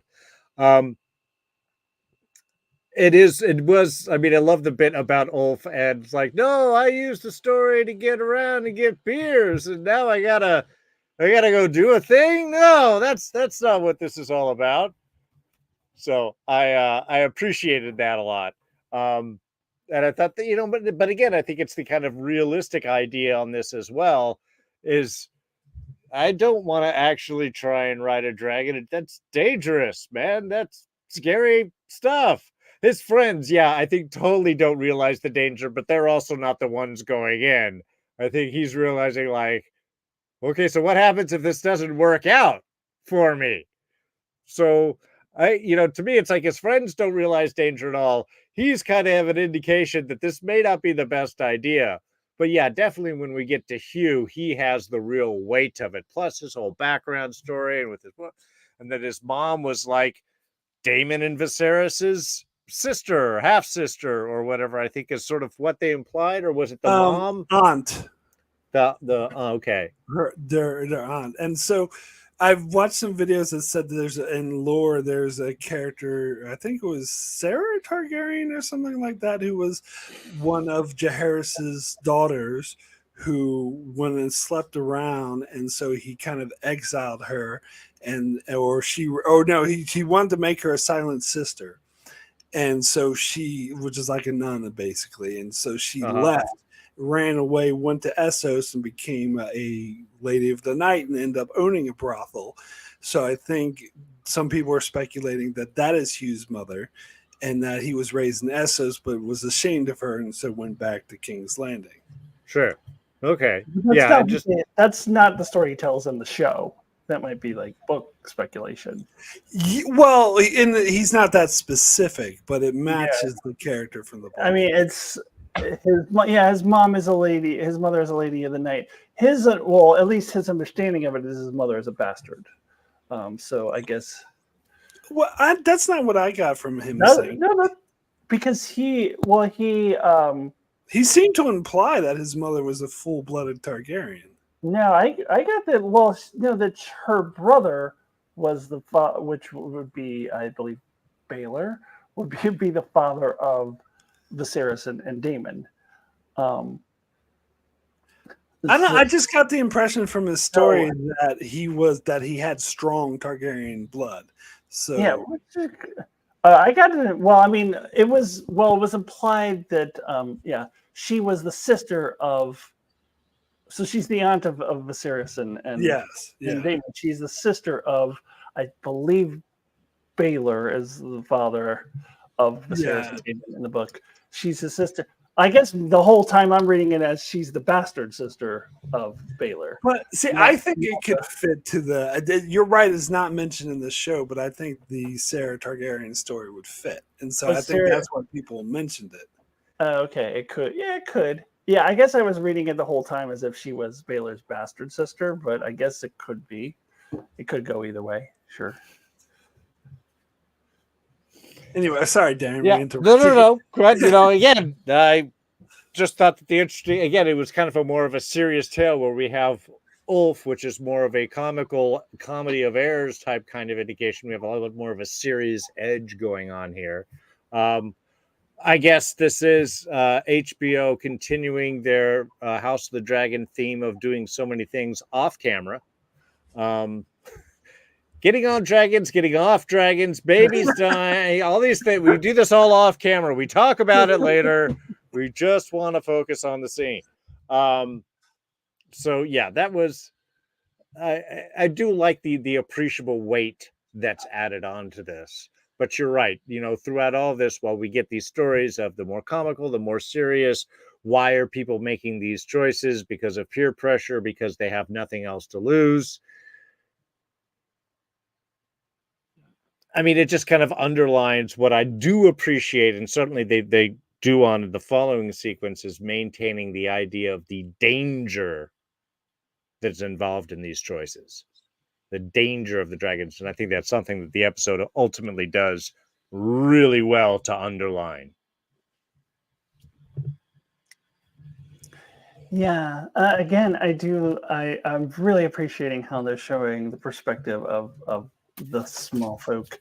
And I enjoyed that montage scene quite a bit. Also gives that character a purpose, that handmaiden. At first I was like, wait, so she just goes in there and goes to see the woman that Aegon sexually assaulted.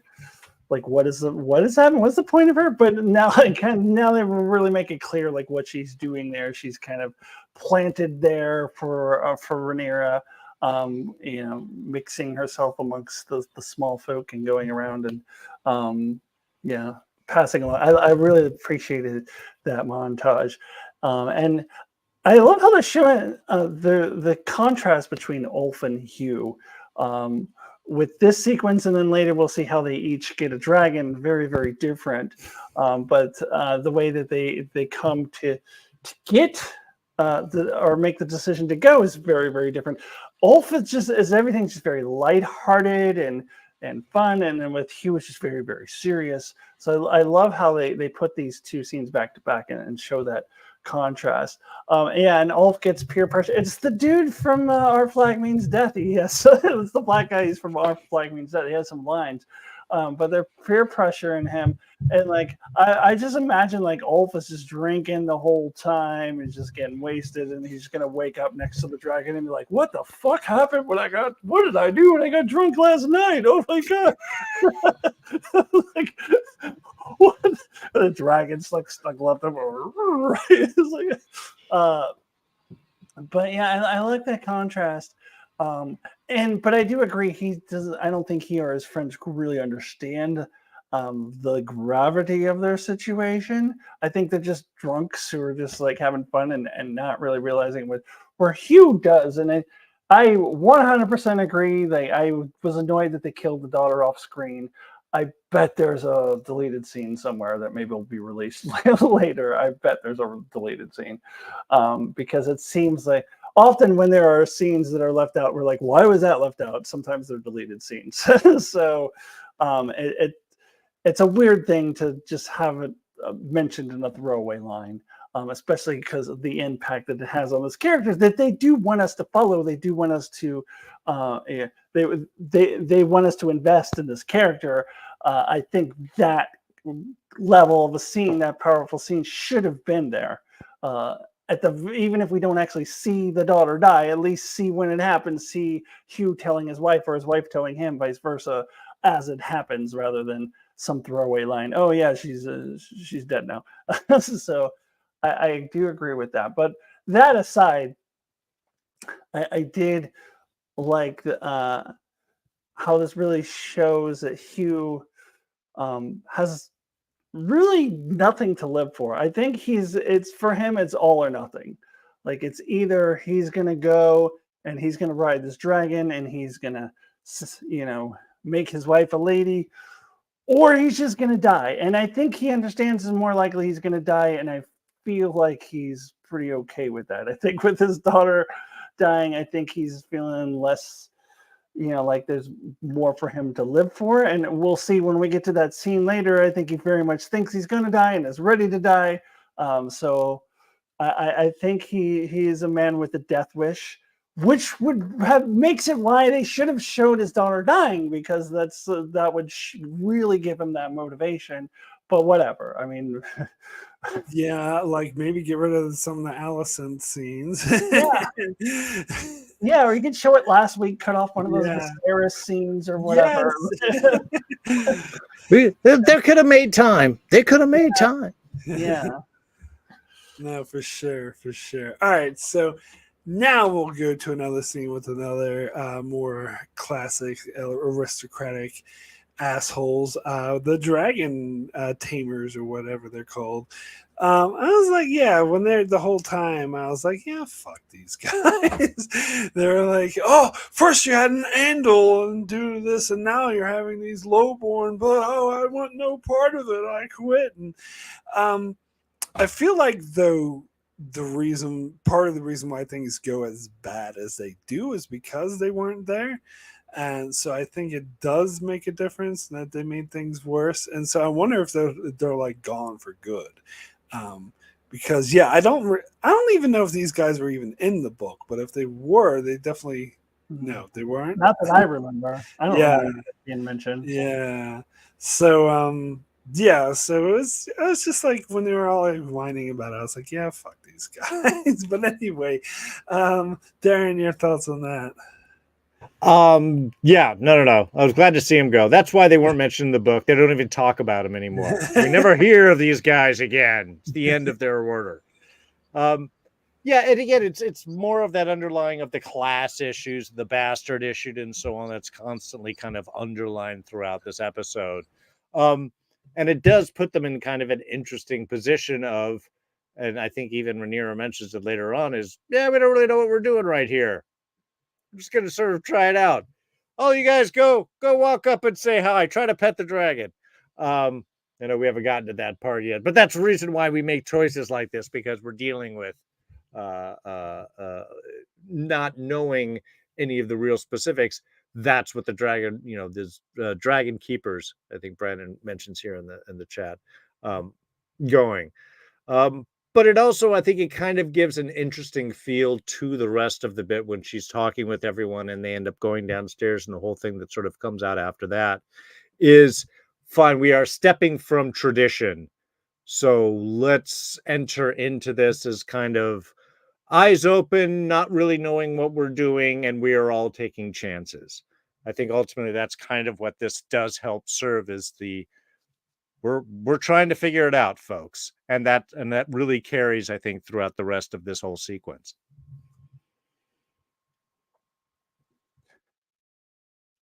I'm honestly not sure that it would have been any different with those guys there, because what did they do last week for Sir Darkland? One of them got burned. Like, I mean, I don't really know that they really do anything. Honestly, they sing a little song to bring the dragon out, but they didn't need that. Like, Rhaenyra just said, Verithmore, just come to me, and Valyrian, and he did. Like, they don't even need to sing a little song. I think isn't that song supposed to calm the dragon too? Well, it still killed people, including We're seeing how it works. We're seeing that tradition isn't always worthwhile here. Yeah, so I don't know, but I think if I were Rhaenyra, I would do like what Aemon did with Alicent last year. So what do you do here? I mean, after they got, Sir Darkland got killed, and one of them got killed, and like the dragon was burning people. Like, it's like, what exactly is your purpose here? I don't know. But yeah, fuck those guys. They can go fuck off for all I care. But yeah. All right, so then we get Rhaenyra's little speech, which I thought was really interesting, because I think she is kind of, maybe in some way, I don't know if you would call her manipulative, but I think she does, showing a little bit of caring about the small folk, because the way that she walks amongst them, like the King Guard tries to follow her, she's like, no, stand back, and she goes like right in between them and levels with them, is like, yes, you've been suffering and your family's been suffering, and you see the starvation and death and everything, and it's my plan to stop that, and you're gonna help me, if we get the two dragons, then we can make peace, we can put an end to the suffering, put an end to the starvation. And so what you're doing is very noble, and basically saying, yeah, I'm sure, she mentions that, yeah, some of you probably want to change, even if it means death, but what we're doing is a greater goal, a greater good. And that was kind of nice, what she was doing. But I think that she should have been more specific about how much danger they were in. Because if you contrast that to last week, she was more specific with Darkling. She was like, anyone who tries to tame a dragon must be prepared to die. Now, I think that was implied, but I think she could have been a bit more like forceful and a bit more upright about just how much they were in danger. That's just me. Alyssa, your thoughts on the speech? Yeah, no, I think she was being a total politician here, like this walking amongst the people. I think that's what the politicians do. I'm one of you. Yeah, I don't know. I didn't buy it. I think she's still a classist, because exactly that. Because there's such a huge difference between. I mean, if she really cared about those people at all, she should have said, "This is your last chance. If you don't want to do this, I understand. We'll get you on a ship back to King's Landing." Maybe she was afraid that everybody would go, but I don't think that's what would have happened. Like, I think that these are desperate people. I think some of them definitely would have stayed. Maybe that's what she was afraid of. She didn't want to lose everybody by saying that. But it's last week, Sir Darkland was the only one that they found at that point, and she told him, quite honestly, like, hey, you could die. So I think it's definitely a class difference. It's definitely how she views the noble class versus the lowborn. So I think it's definitely classes, and I definitely think she was like playing politician a little bit. And we'll see. Well, we haven't got to the scene yet, but I mean, when the actual dragon fire happens, there's also a big contrast between how she reacted with Darkland to how she reacts with these people. But I mean, I do think she certainly cares about the small folk way more than Aegon or Naaman do, for 100%. But I also think that she still has that little bit of classism that she is inherent in her, that she was born with, that she just thinks of herself as above them. And I think that's apparent in her, in the contrast of her behavior toward them versus toward Sir Darkland. Look, when you have so many contestants and you only have so many prize spots, inherently there's going to be a high drop-off rate. So she was just trying to be nice to everybody, Yeah, there was definitely a little bit. I mean, you're right. She was willing to step in, and the realization that you're going to do an amazing thing, and this brings you above your station, and this is sort of a new thing. And her connection with the people, I think, was really good. The fact that, I do appreciate that she did kind of underline there is danger within this choice. Now, maybe not as strong as she has done previously, but I think, you don't want to fear. I think there's a certain desperation, and she doesn't know what the difference is going to be. What is it that a dragon is going to choose? So, in this sense, I think she tries to want to basically be like, look, we need as many people to try this as possible. So, it definitely felt very early on that she was not really talking about the danger much. And when she did, I was glad that she had brought it up, but she didn't really underline the reality of that danger.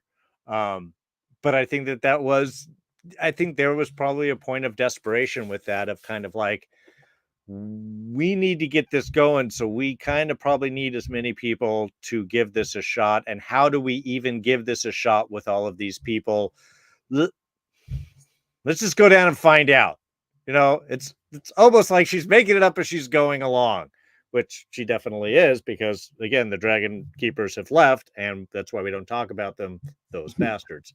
Not the good bastards, the bad bastards. Yeah. So I appreciated it. I liked the kind of interactivity with it. But she was definitely holding back a little bit. And I think just for reasons of necessity. I'm surprised she didn't offer them money and lordships. Yeah. They mean, did that in the books. Yeah. Yeah, because they did do it in the book.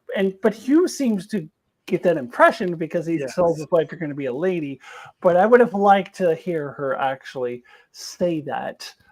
This is your prize for winning this reality show. I've heard a lot of people comparing it to a reality show. Oh, really? Well, so something just occurred to me. This is the Squid Games. This is a Squid Game. Not Squid Game, the reality show, but the actual that's in the show. With upper class people having lower class fight for a prize, and they're all dying. Well, would have made more Squid Game if she actually said, like, this, you're going to have all these riches, you're going to have lands, you're going to have lordships, and all this stuff. She could have a big pot and have a bunch of gold.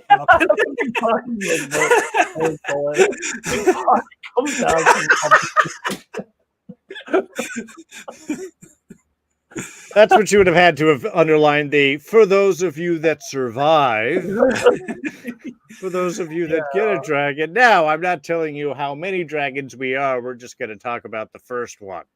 I think she did say she had 2 dragons. She did mention that. Yeah. And she did say those of you that survived, to be fair. But I still think... she did say it, but she doesn't really underline. how dangerous this actually is. But Yeah, which will be only 2 of you. There's definitely a difference between the way she treated them and the way she treated Darkling in the last episode. All right, so we'll get into the Red Sowing, but we'll just start with the first bit. We'll get to the Hugh and Ulf claiming their dragons in a second. I just want to focus on this first bit when she calls Vermithor to them. Now, here's my thing, because in the book, this didn't happen this way where they gathered everyone at once. Just basically they each went one at a time. And I can see from a storytelling perspective of why, because this scene was a lot more intense and thrilling and exciting. But in an in-universe practicality perspective, it seemed to would make more sense if they went one at a time instead of gathering in them all in one place where they could be flamed all at the same time. And as I mentioned in my review, it seemed like it might have been the smarter thing. Not saying that Silverwing isn't dangerous, but she seemed a bit more chill than Vermithor. So why didn't they start with Silverwing? That seemed like that would have been a smarter way to go, just personally. But no, it was definitely like amazing setup, the way that she, called Vermithor, sort of patted him and said, then she said, I can tell you no more. And I was thinking to myself, yeah, sure you could. You told Darkling a lot more. You told him to be brave and to sing and to do, and taught him a few words in Valerian. Like, she didn't really prepare these. And I think not only is that her being classist, that's her not being smart. If her ultimate goal is for one of them to ride a dragon, she's not just doing this for fun to watch them all die, then maybe she should have prepared them a bit better. And in fact, when she said, I can tell you no more, I was like, oh, the translation to that is, fuck y'all, you're on your own now. and then she just goes off. And it's on top of that, she has her guards prevent people from trying to leave when the dragon starts like killing people and fucking going crazy. You have that one guy that's trying to touch him. I was like, okay, so that guy is not either Hugh or Ulf, so he's dead. And so they burn that guy and then just start. And I believe the dragon ends up burning the guards who were preventing the people from leaving. And so a lot of the people tried to run down the stairs in order to get away from it. So they're going deeper into the dragon cave because that's their only option. And goddamn, this whole scene was so intense and so just so out of control. But as I said, we'll get to the Hugh stuff shortly. So Alyssa, your thoughts on this opening bit? Yeah, I kind of thought the same thing. I could tell you no more. Yes, you can. She's like, excuse me while I go off to my balcony and look from above. And another Squid Game thing. Like, they were, the rich people were up above watching them. And yeah, her reaction is very different than it was for Darkland. She was like, seriously wanted to stop it, wanted to save him. But here, someone else was like, oh, we must stop this. She's like, no. And she just let them all be burned, no matter what it takes, so we can get a dragon rider. But she lost that determination to get a dragon rider with Stefan Darkland because she cared about him. She does not give a shit about these people. That is very clear to me. Massaria still has some work to do with her to get her to be a little more caring about the small folk. She ultimately does get what she wanted, but I mean, it's pretty cold-hearted of her to be perfectly honest with you. I was going to say something about when she got Vermithor out in the first place, but I forget now. I don't know. I got caught up on Rhaenyra being a cold bitch and going up to her. Yeah, I do wonder if this is going to turn some people off of Team Black. It's turned me off a little bit. But I will say that the one dude who goes up to her, from my interpretation, he wasn't saying we need to stop this. He was saying you need to leave. Like, let all those people die. Oh. You need to get out of here. Okay. And she was like, no, I want to watch these people die, just in case. Yeah. No, I took it as, like, we need to do something about this. But she was like, no. But, yeah, either way. Yeah, she's like, no, I want to stay here and watch these people die. Well, they certainly weren't leaning into the philosophy that true Targaryens are fireproof. I was just wondering if there'd just be one like, hey, look! I'm all right. No, that's only Daenerys. Daenerys is the only one. Say that's only the Khaleesi. As Aegon found out. Yeah, Aegon definitely not inheriting those genes there. Well, that just shows you what Alicent's contribution is. Just anyway. So yeah, I love this scene really because it did underline so much the actual danger here. When Vermithor comes out of the shadows, he's terrifying and he's giant. In fact, he seems so much more giant in front of Rhaenyra than later on in front of Hugh. But he just seems like this huge, monstrous beast, and that they don't really know what to do. To me, just kind of underlines, and that's sort of how I actually read "There's nothing more I can tell you," is because she doesn't really know. Again, she's not the dragon keeper. She doesn't know what is going to be, who chooses and who doesn't. Obviously, we know. Don't be all fearful when you're walking up with the,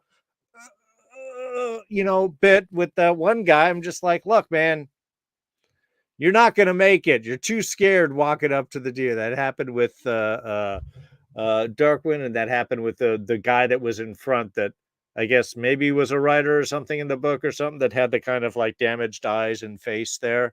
Well, no, he wasn't a writer in the book. He was one of the people that got killed by a dragon trying to write it. Sure. Okay. Well, he just seemed to be one of those like, well, this is an obvious look that we're getting straight on camera. So this is referring to somebody.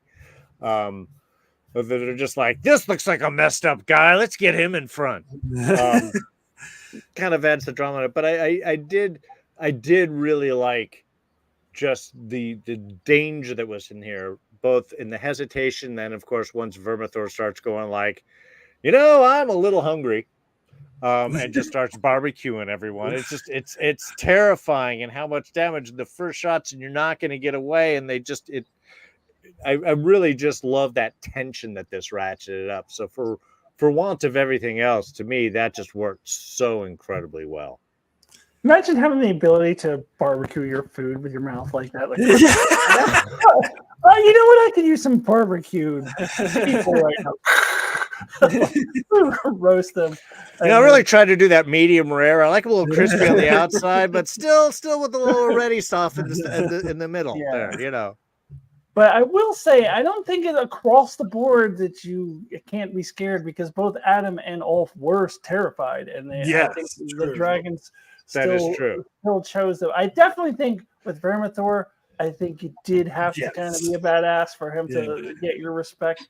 But as they said in the inside of the episode, like, we don't really know. This is the point. We wanted to make sure that it was not everybody didn't get the dragon the same way, because we want to leave it at that nobody knows how dragons choose the writer, and it could be different for each person, different for each dragon. But we haven't gotten to it quite yet, but I definitely think that Vermithor chose Hugh because he was a badass, but that's not necessarily why Ulf got chosen or why Adam got chosen. Yeah, so they wanted to emphasize that every dragon was like a person that had their own personality and their own reasons, so they would be attracted to different things in writers.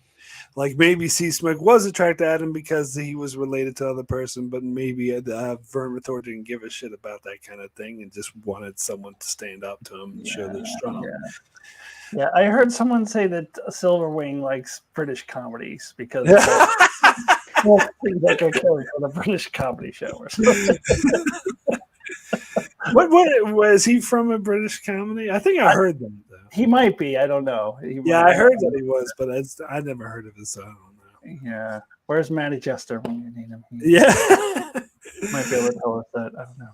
But I was gonna say something about that, but I can't remember now. So anyway, we'll move on to heart. Oh no, I remember what I was gonna say. I was gonna say that I heard that this episode was directed by a horror director, and you can really tell that in these scenes. Like, he does a really good job of.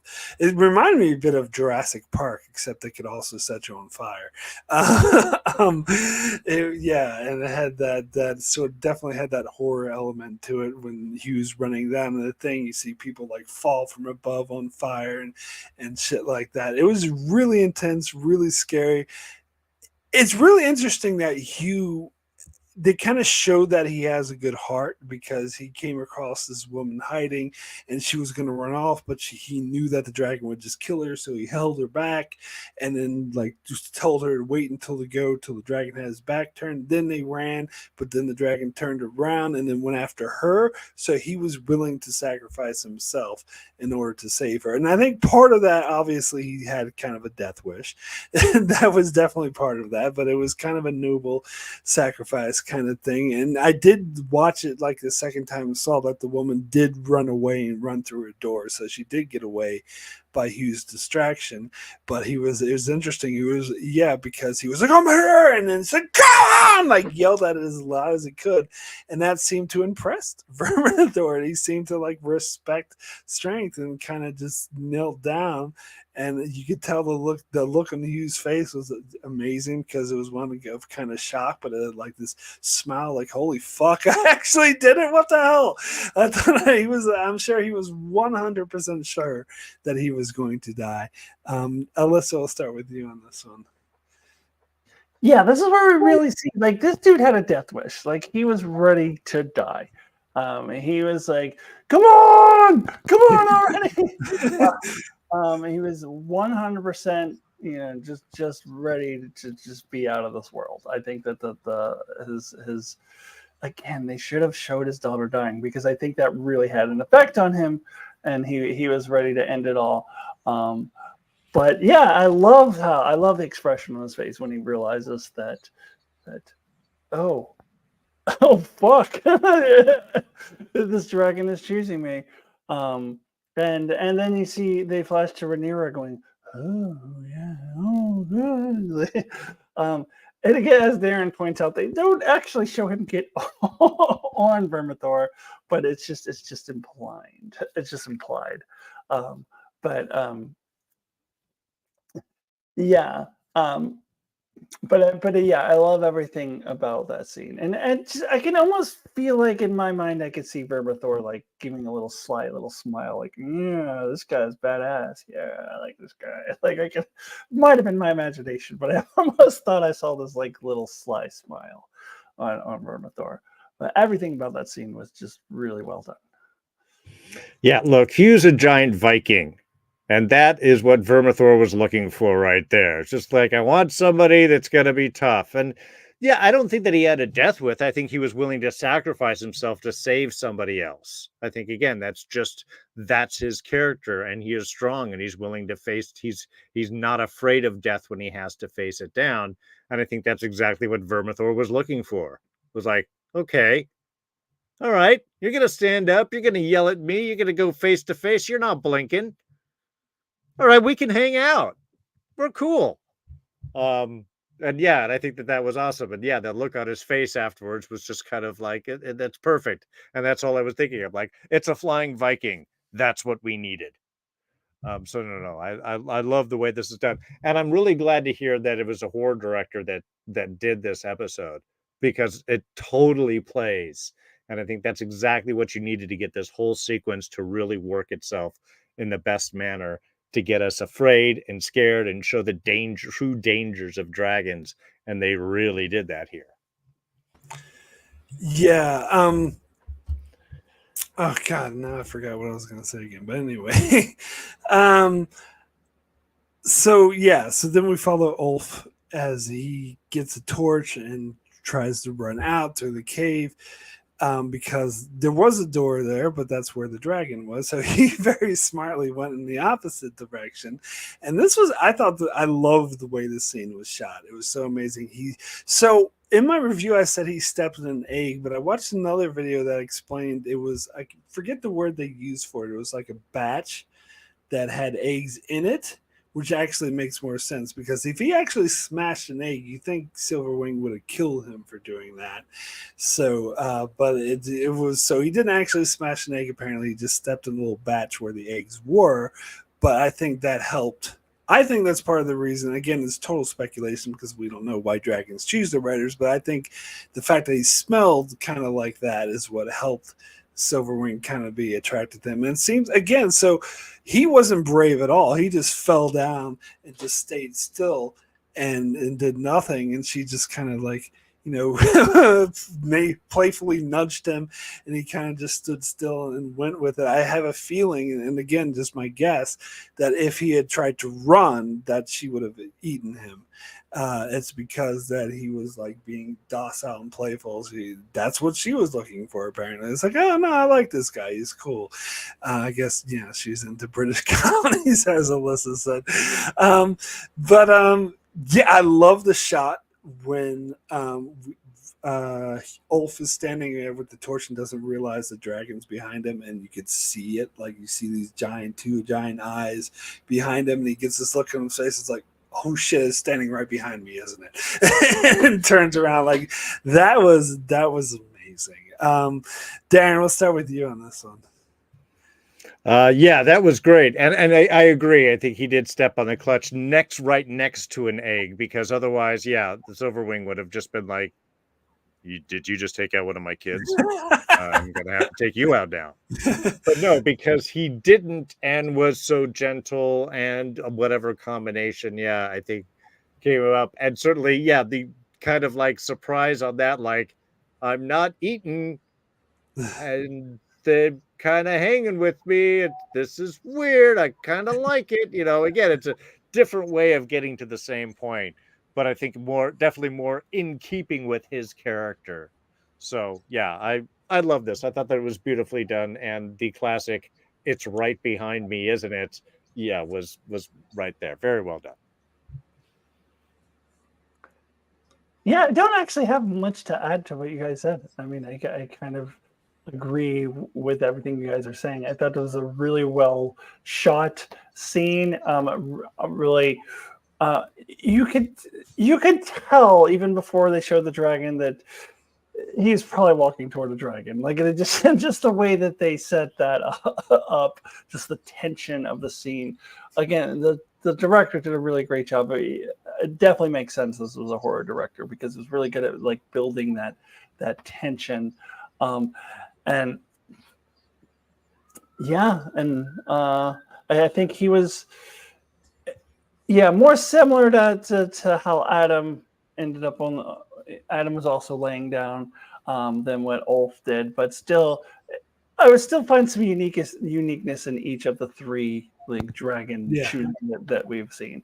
So that is also well done. And as Ryan Condal said in the Inside Episodes, that's intentional. They wanted each of them to be a little bit different.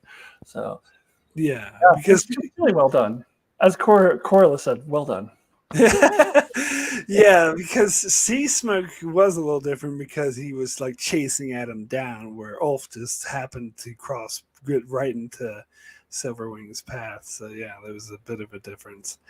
But yeah, I remember what I was going to say now is that, and I watched this review that made a really good point that Rhaenyra trapping everyone in that place and letting the dragons like burn them all to death and giving them this like horrific traumatizing experience watching people burned alive and eaten, probably not the best way to inspire loyalty for those who actually get the dragon. So I'm hoping in the next episode she actually goes out of her way to build some trust with Ulf and Hugh. I mean, granted, they might just be grateful for the opportunity to begin with, be like, oh, well, now we're lords and everything like this, and fuck those other people. They lost. They're bad.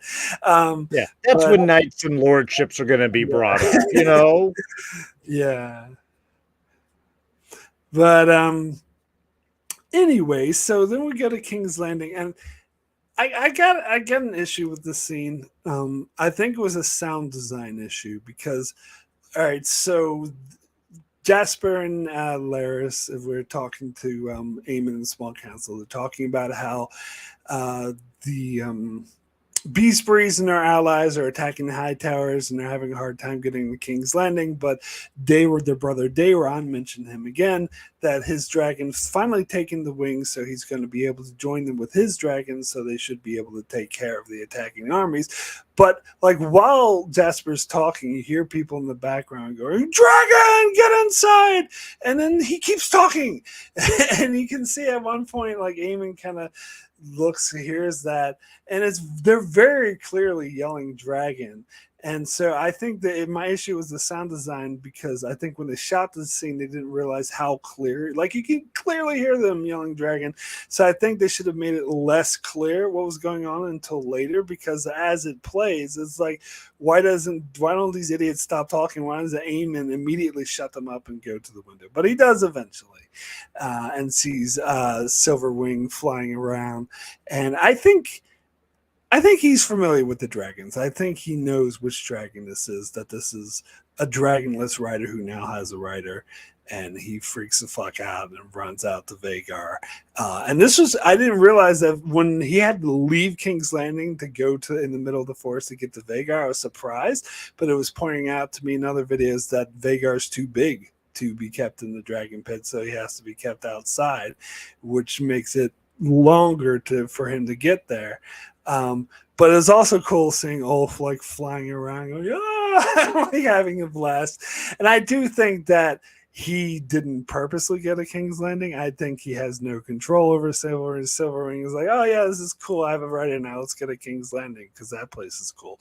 I was lucky that the Scorpions didn't shoot him, because they were getting the Scorpions ready. Like everyone else was freaking the fuck out, where Ulf was like, oh, this is fun.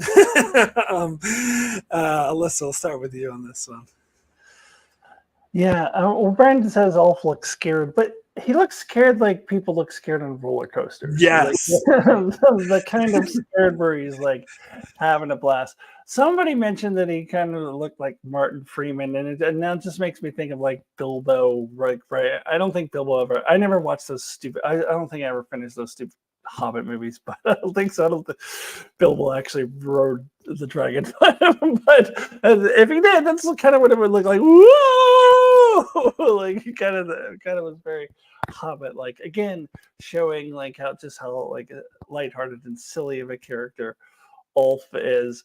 And I was like, knowing that he was eventually going to ride a dragon as they were developing this character on screen, I was wondering how that because he doesn't really describe that way in the book. He's described as an alcoholic and a drunk, but not like as a jolly drunk, like he's not who would be in a British comedy or whatever. I mean, so I was wondering how they were going to make this work on screen, having this kind of little bit of a silly character riding a dragon, but doing it this way kind of really worked for me.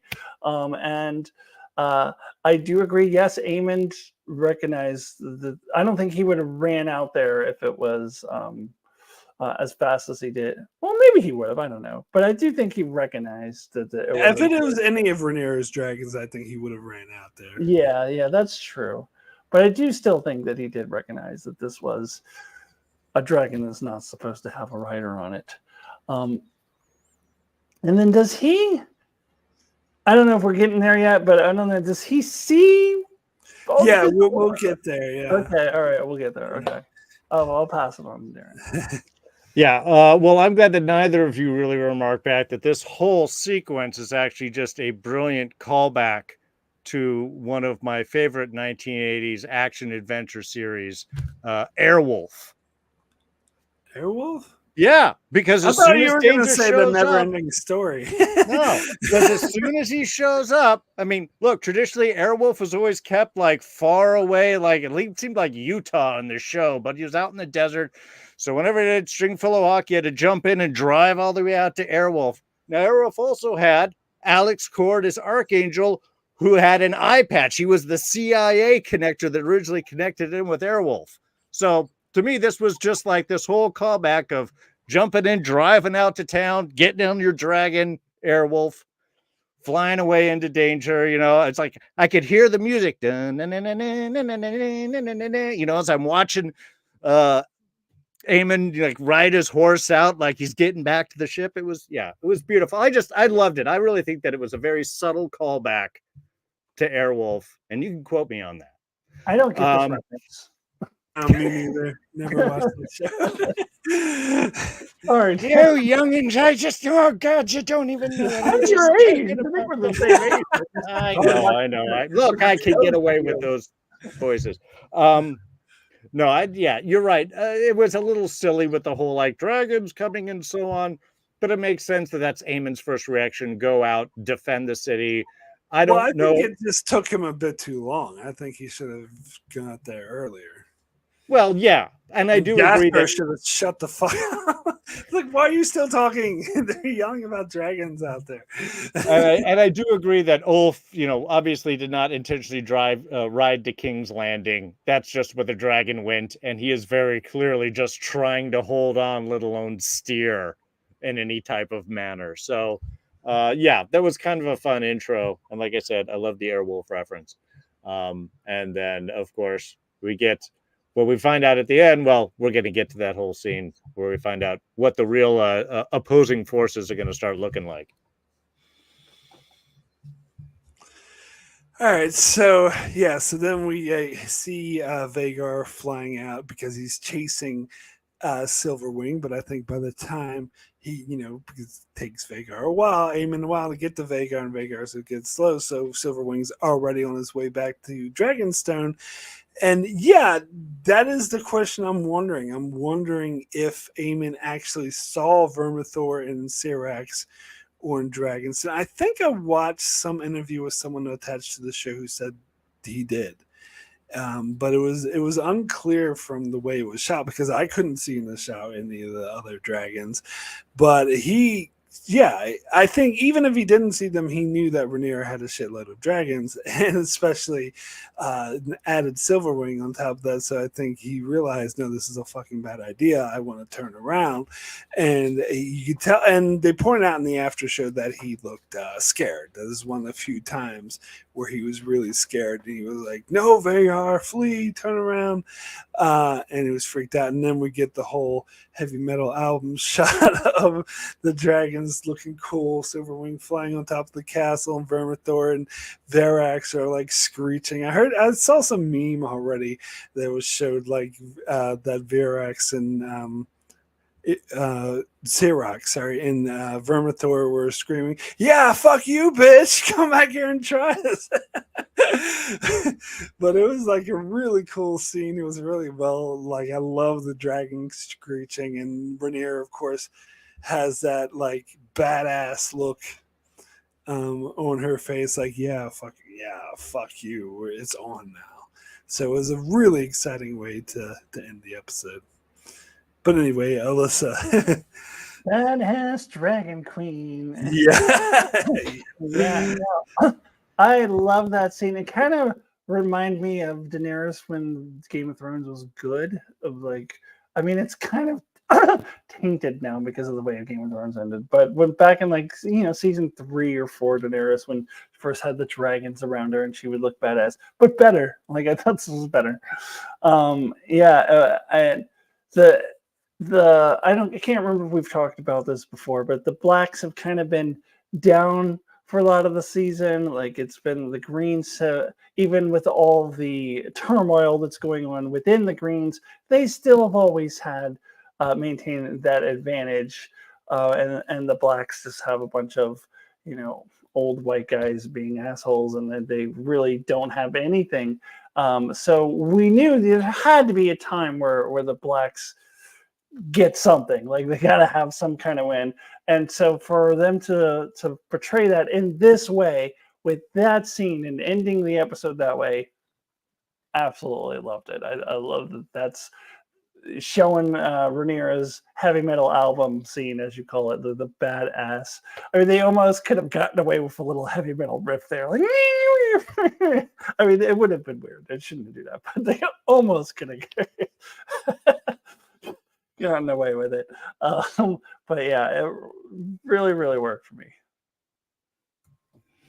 It definitely I guess you have to assume that Aemon saw the other dragons, because just for one, and just getting up Dragonstone, I think it was really more of an awareness of like, this isn't where I want to be right now. So that was kind of cool. It was nice to see that kind of little bit of panic in his eyes. And so, if I'm doing my math right, this gives the Blacks 7 dragons to the Greens 2.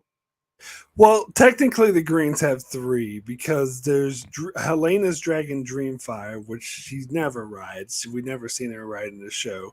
That's still at King's Landing, and then their younger brother Dayron, who's in Old Right, Town. because that's the one they sound just came up, whose dragon just. Yeah, so it's 3. But yeah, the Blacks have 7, including Caraxes. So if they ever get Damon back on board, yeah, I watched the video that said it was 6. I'm like, no, you're wrong. It's 7 because there's 6 riders on Dragonstone plus Damon. Yeah, and if Rhaena gets a dragon, it will be 8. It'll be 8, yeah. So that I mean, that definitely puts the odds in a nice, interesting area, and I'm curious to see where they're going to go through next from this, because this gives a good face-off. Finally, we have actual, forces that can go against, and now the real question is Rhaena's desire to try and end this with minimal bloodshed.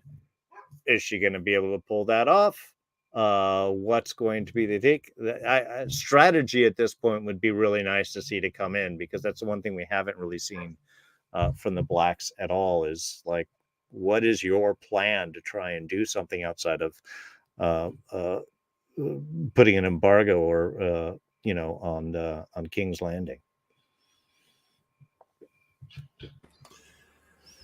Yeah, so the Blacks have like the major advantage now. Like they 7 dragons to 3. They're a lot more noble. So yeah, mobile, and even though Vagar is the biggest one, Vermithor is the second biggest one, and it's almost just as big. So yeah. Changes the tides. So anyway, so that's it for our talk on this episode. So now we're going to get into a spoiler section. So Darrin, thank you so much for joining. If you want to give a shout out to what you're up to.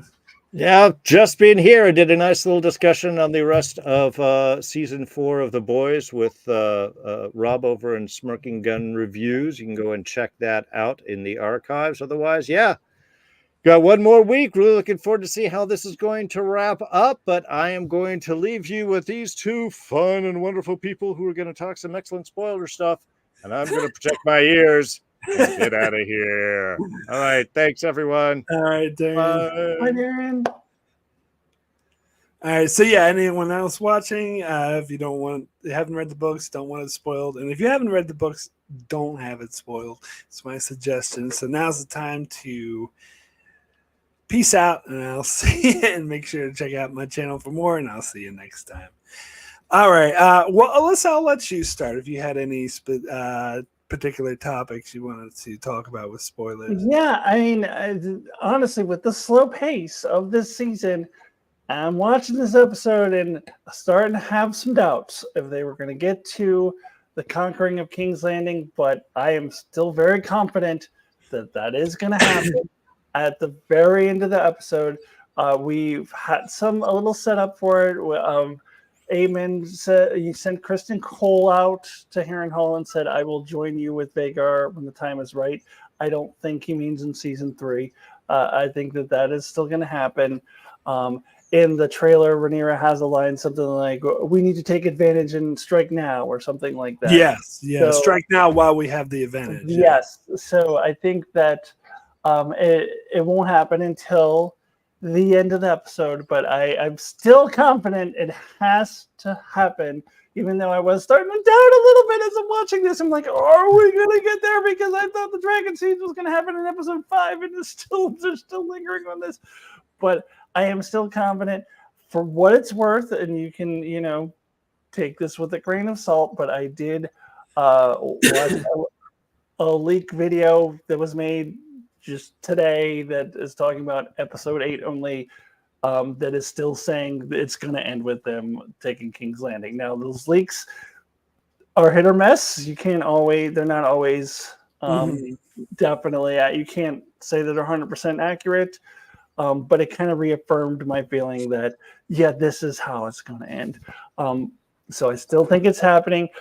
They did also, we got the information that one of the women from the Triarchy was cast for season 2 and will appear and has not appeared yet. So I do think we're going to get a bit of that as well. I think you mentioned a few weeks ago, like maybe a leak that you saw, that it's going to end with them taking King's Landing, and then there's going to be the kind of cliffhanger of setting up for the Battle of the Gullet. I think the cliffhanger might be Aegon and Viserys, maybe Joffrey, who knows where the hell Joffrey is, but Aegon and Viserys, like maybe getting captured or at least approached by the ships of the Triarchy. I think they may end the episode that way instead of like just Rhaenyra sitting on the Iron Throne. But I do think we're getting both of those things in the final episode. So I'm starting to get more convinced that the leaks that I saw were correct, because some of them were right, and I think so. The leaks that I saw was that Rhaenyra would take King's Landing, and that Daemon would behead Otto Hightower. So that's my only issue with this. Is like, so they're going to bring Otto Hightower back in the final episode and then behead him immediately. Like, well, it's funny. Darren earlier said, like, "Oh, they're gonna bring Otto back." And oh yeah, I was like, "Oh, I think they're gonna do that. I think they are. I think they're right. I think yeah. they're gonna do that." Yeah, exactly. But I don't know, like, why wouldn't they bring him back earlier? Like, why are they waiting? Because Yeah.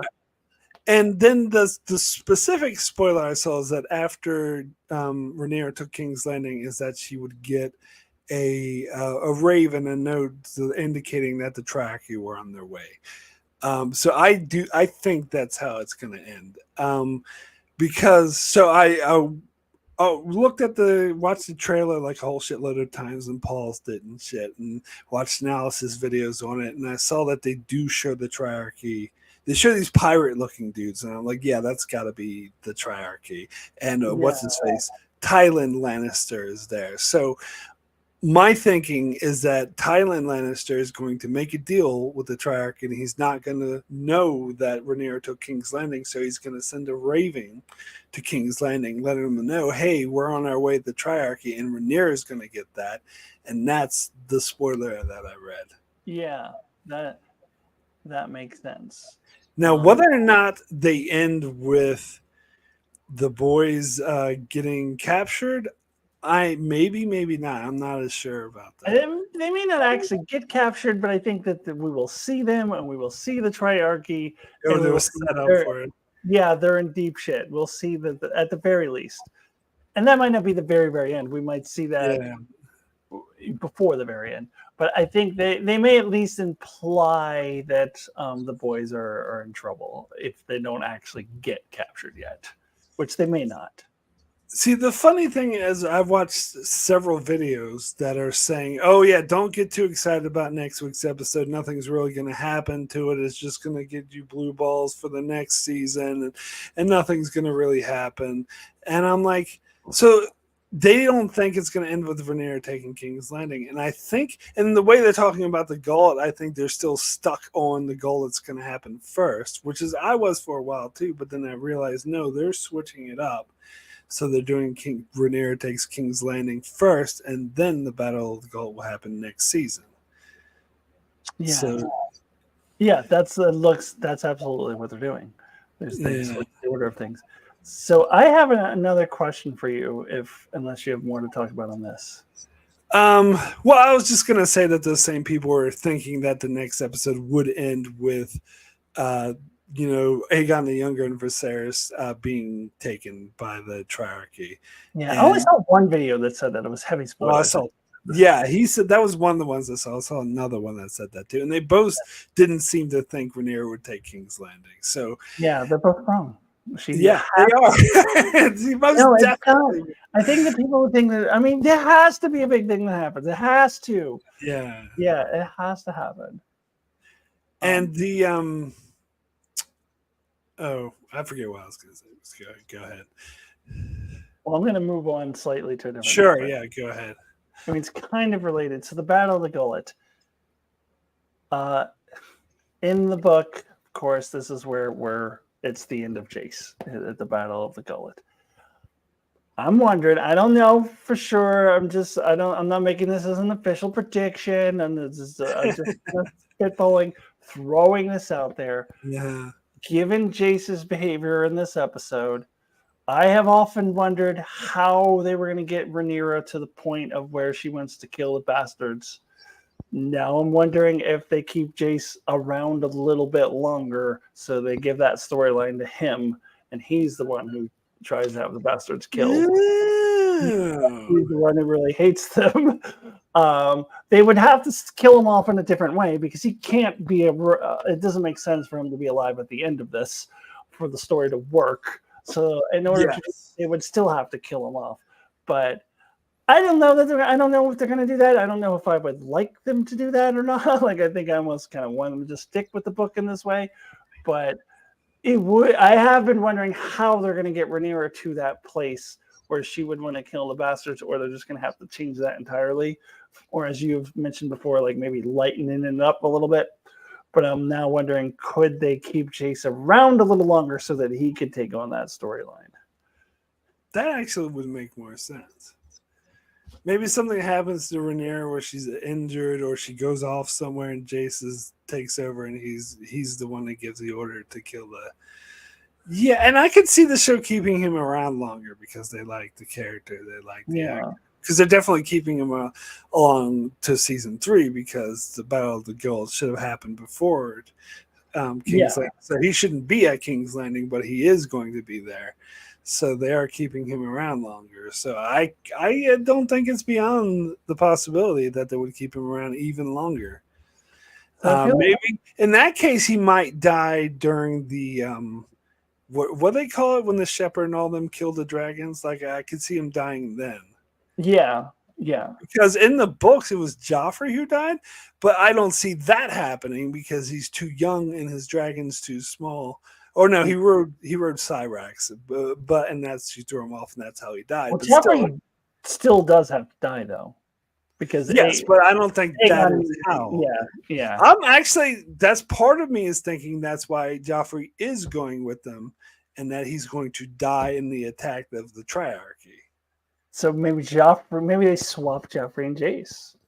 Yes, that's maybe what I'm thinking. Joffrey dies in the Battle of the Gullet, and Jace stays around a little longer, and he's the one who dies with the shepherd and all that. I forget what the title of it is. I forget what they call it. Yeah, I think that. Ooh, I want to see next week if we get clarity that Joffrey is there. Yes. If we do, then that's going to be my season 3 prediction video. I think that they are going to. Because I think it would make more sense, because in the book Joffrey was there with Rhaenyra and King's Landing. It would make more sense they would want Jace there instead, because he's a more important character and the better actor. Like, Joffrey's just some random kid who barely appears in the show.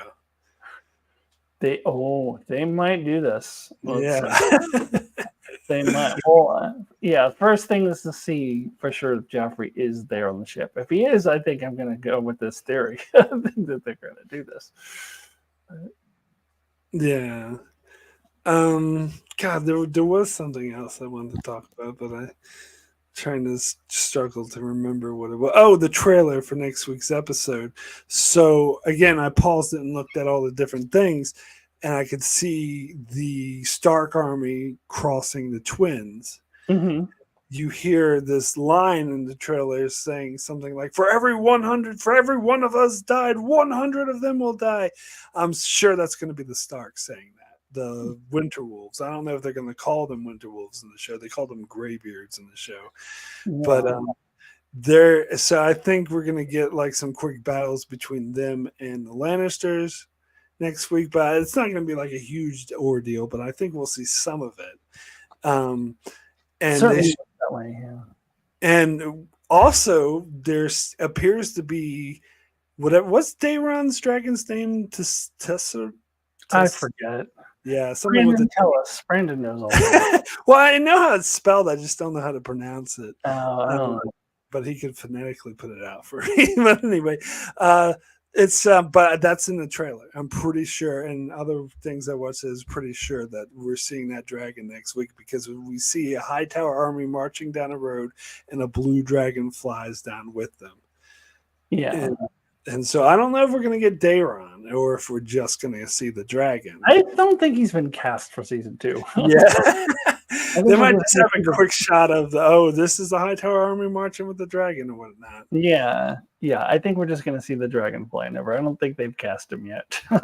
That's my feeling, but I could be wrong. I don't know. And also looks like Rhaenyra is going on Syrax to Harrenhal. So I caught that too. Yeah. So she is. And then that other dude, I think, finally does get there. I think we see him in the trailer. Yeah. Well, here's the thing. I was going to say that, but I was like, no, this is trailer stuff, so I'll save it. In the trailer, here's someone, while you've been here gathering an army, Rhaenyra has been faltering. I'm like, fuck you. Like, that guy, it was a mistake sending that guy, so it seems like he's just going to be bad-mouthing Rhaenyra even more to Daemon. Yeah. So maybe this, I don't know. I hope that they're doing it so Daemon has character growth, and he's going to tell that guy to shut the hell up and actually support Rhaenyra. But we'll see. Yeah, hopefully. And then I wonder how Rhaenyra goes there. Does Daemon decide, okay, has he had character growth that he sends for her, or does she decide okay, well, now I need to get Daemon on board with us? I almost feel like she wouldn't, because she's in position to be like, well, fuck Daemon, we don't need him because they have those other dragons. So I don't know, but I don't know. So I'm curious to see how the show plays that. And also, I'm wondering if Hugh's gonna mention his wife, and they're gonna be like, "Oh, don't worry, because we'll go to King's Landing. You can get her then." Yeah. And sorry, go ahead. I was going to say, we are finally getting that scene from the preseason trailer of Ulf and Hugh and Animal having dinner with them. That was yes, that was in the trailer for next week's episode. But no, it's more clear to me after, and I tried not to. I mentioned it when we were talking to Darrin, but I tried to do it in kind of a sly, non-spoiler way. But it's more clear to me the path of why Hugh and Ulf would betray Rhaenyra. And I think it would be more along the lines of the Highborn do not care about us. They still don't care about us. They still look at us bastards, so we need to take control. Yeah. That very well could be. Even though Hugh's a lot more honorable in the show than he was in the books, because he went out of his way to save that woman's life. But I think he's gonna hold some resentment towards all the Highborn. Yeah, very well could be. And that seems to be what the show is so playing at, the whole divide there. But yeah, I don't know. I think I could see a path to them doing 5 seasons, as I said before, because they still got the Battle of the Gullet to do. It seems like they still have they still got to fit that in season 3. And then it doesn't seem like they have enough time to get to, well, they can still do 4 seasons, but it does seem like they don't have enough time to, especially at the pace they're going.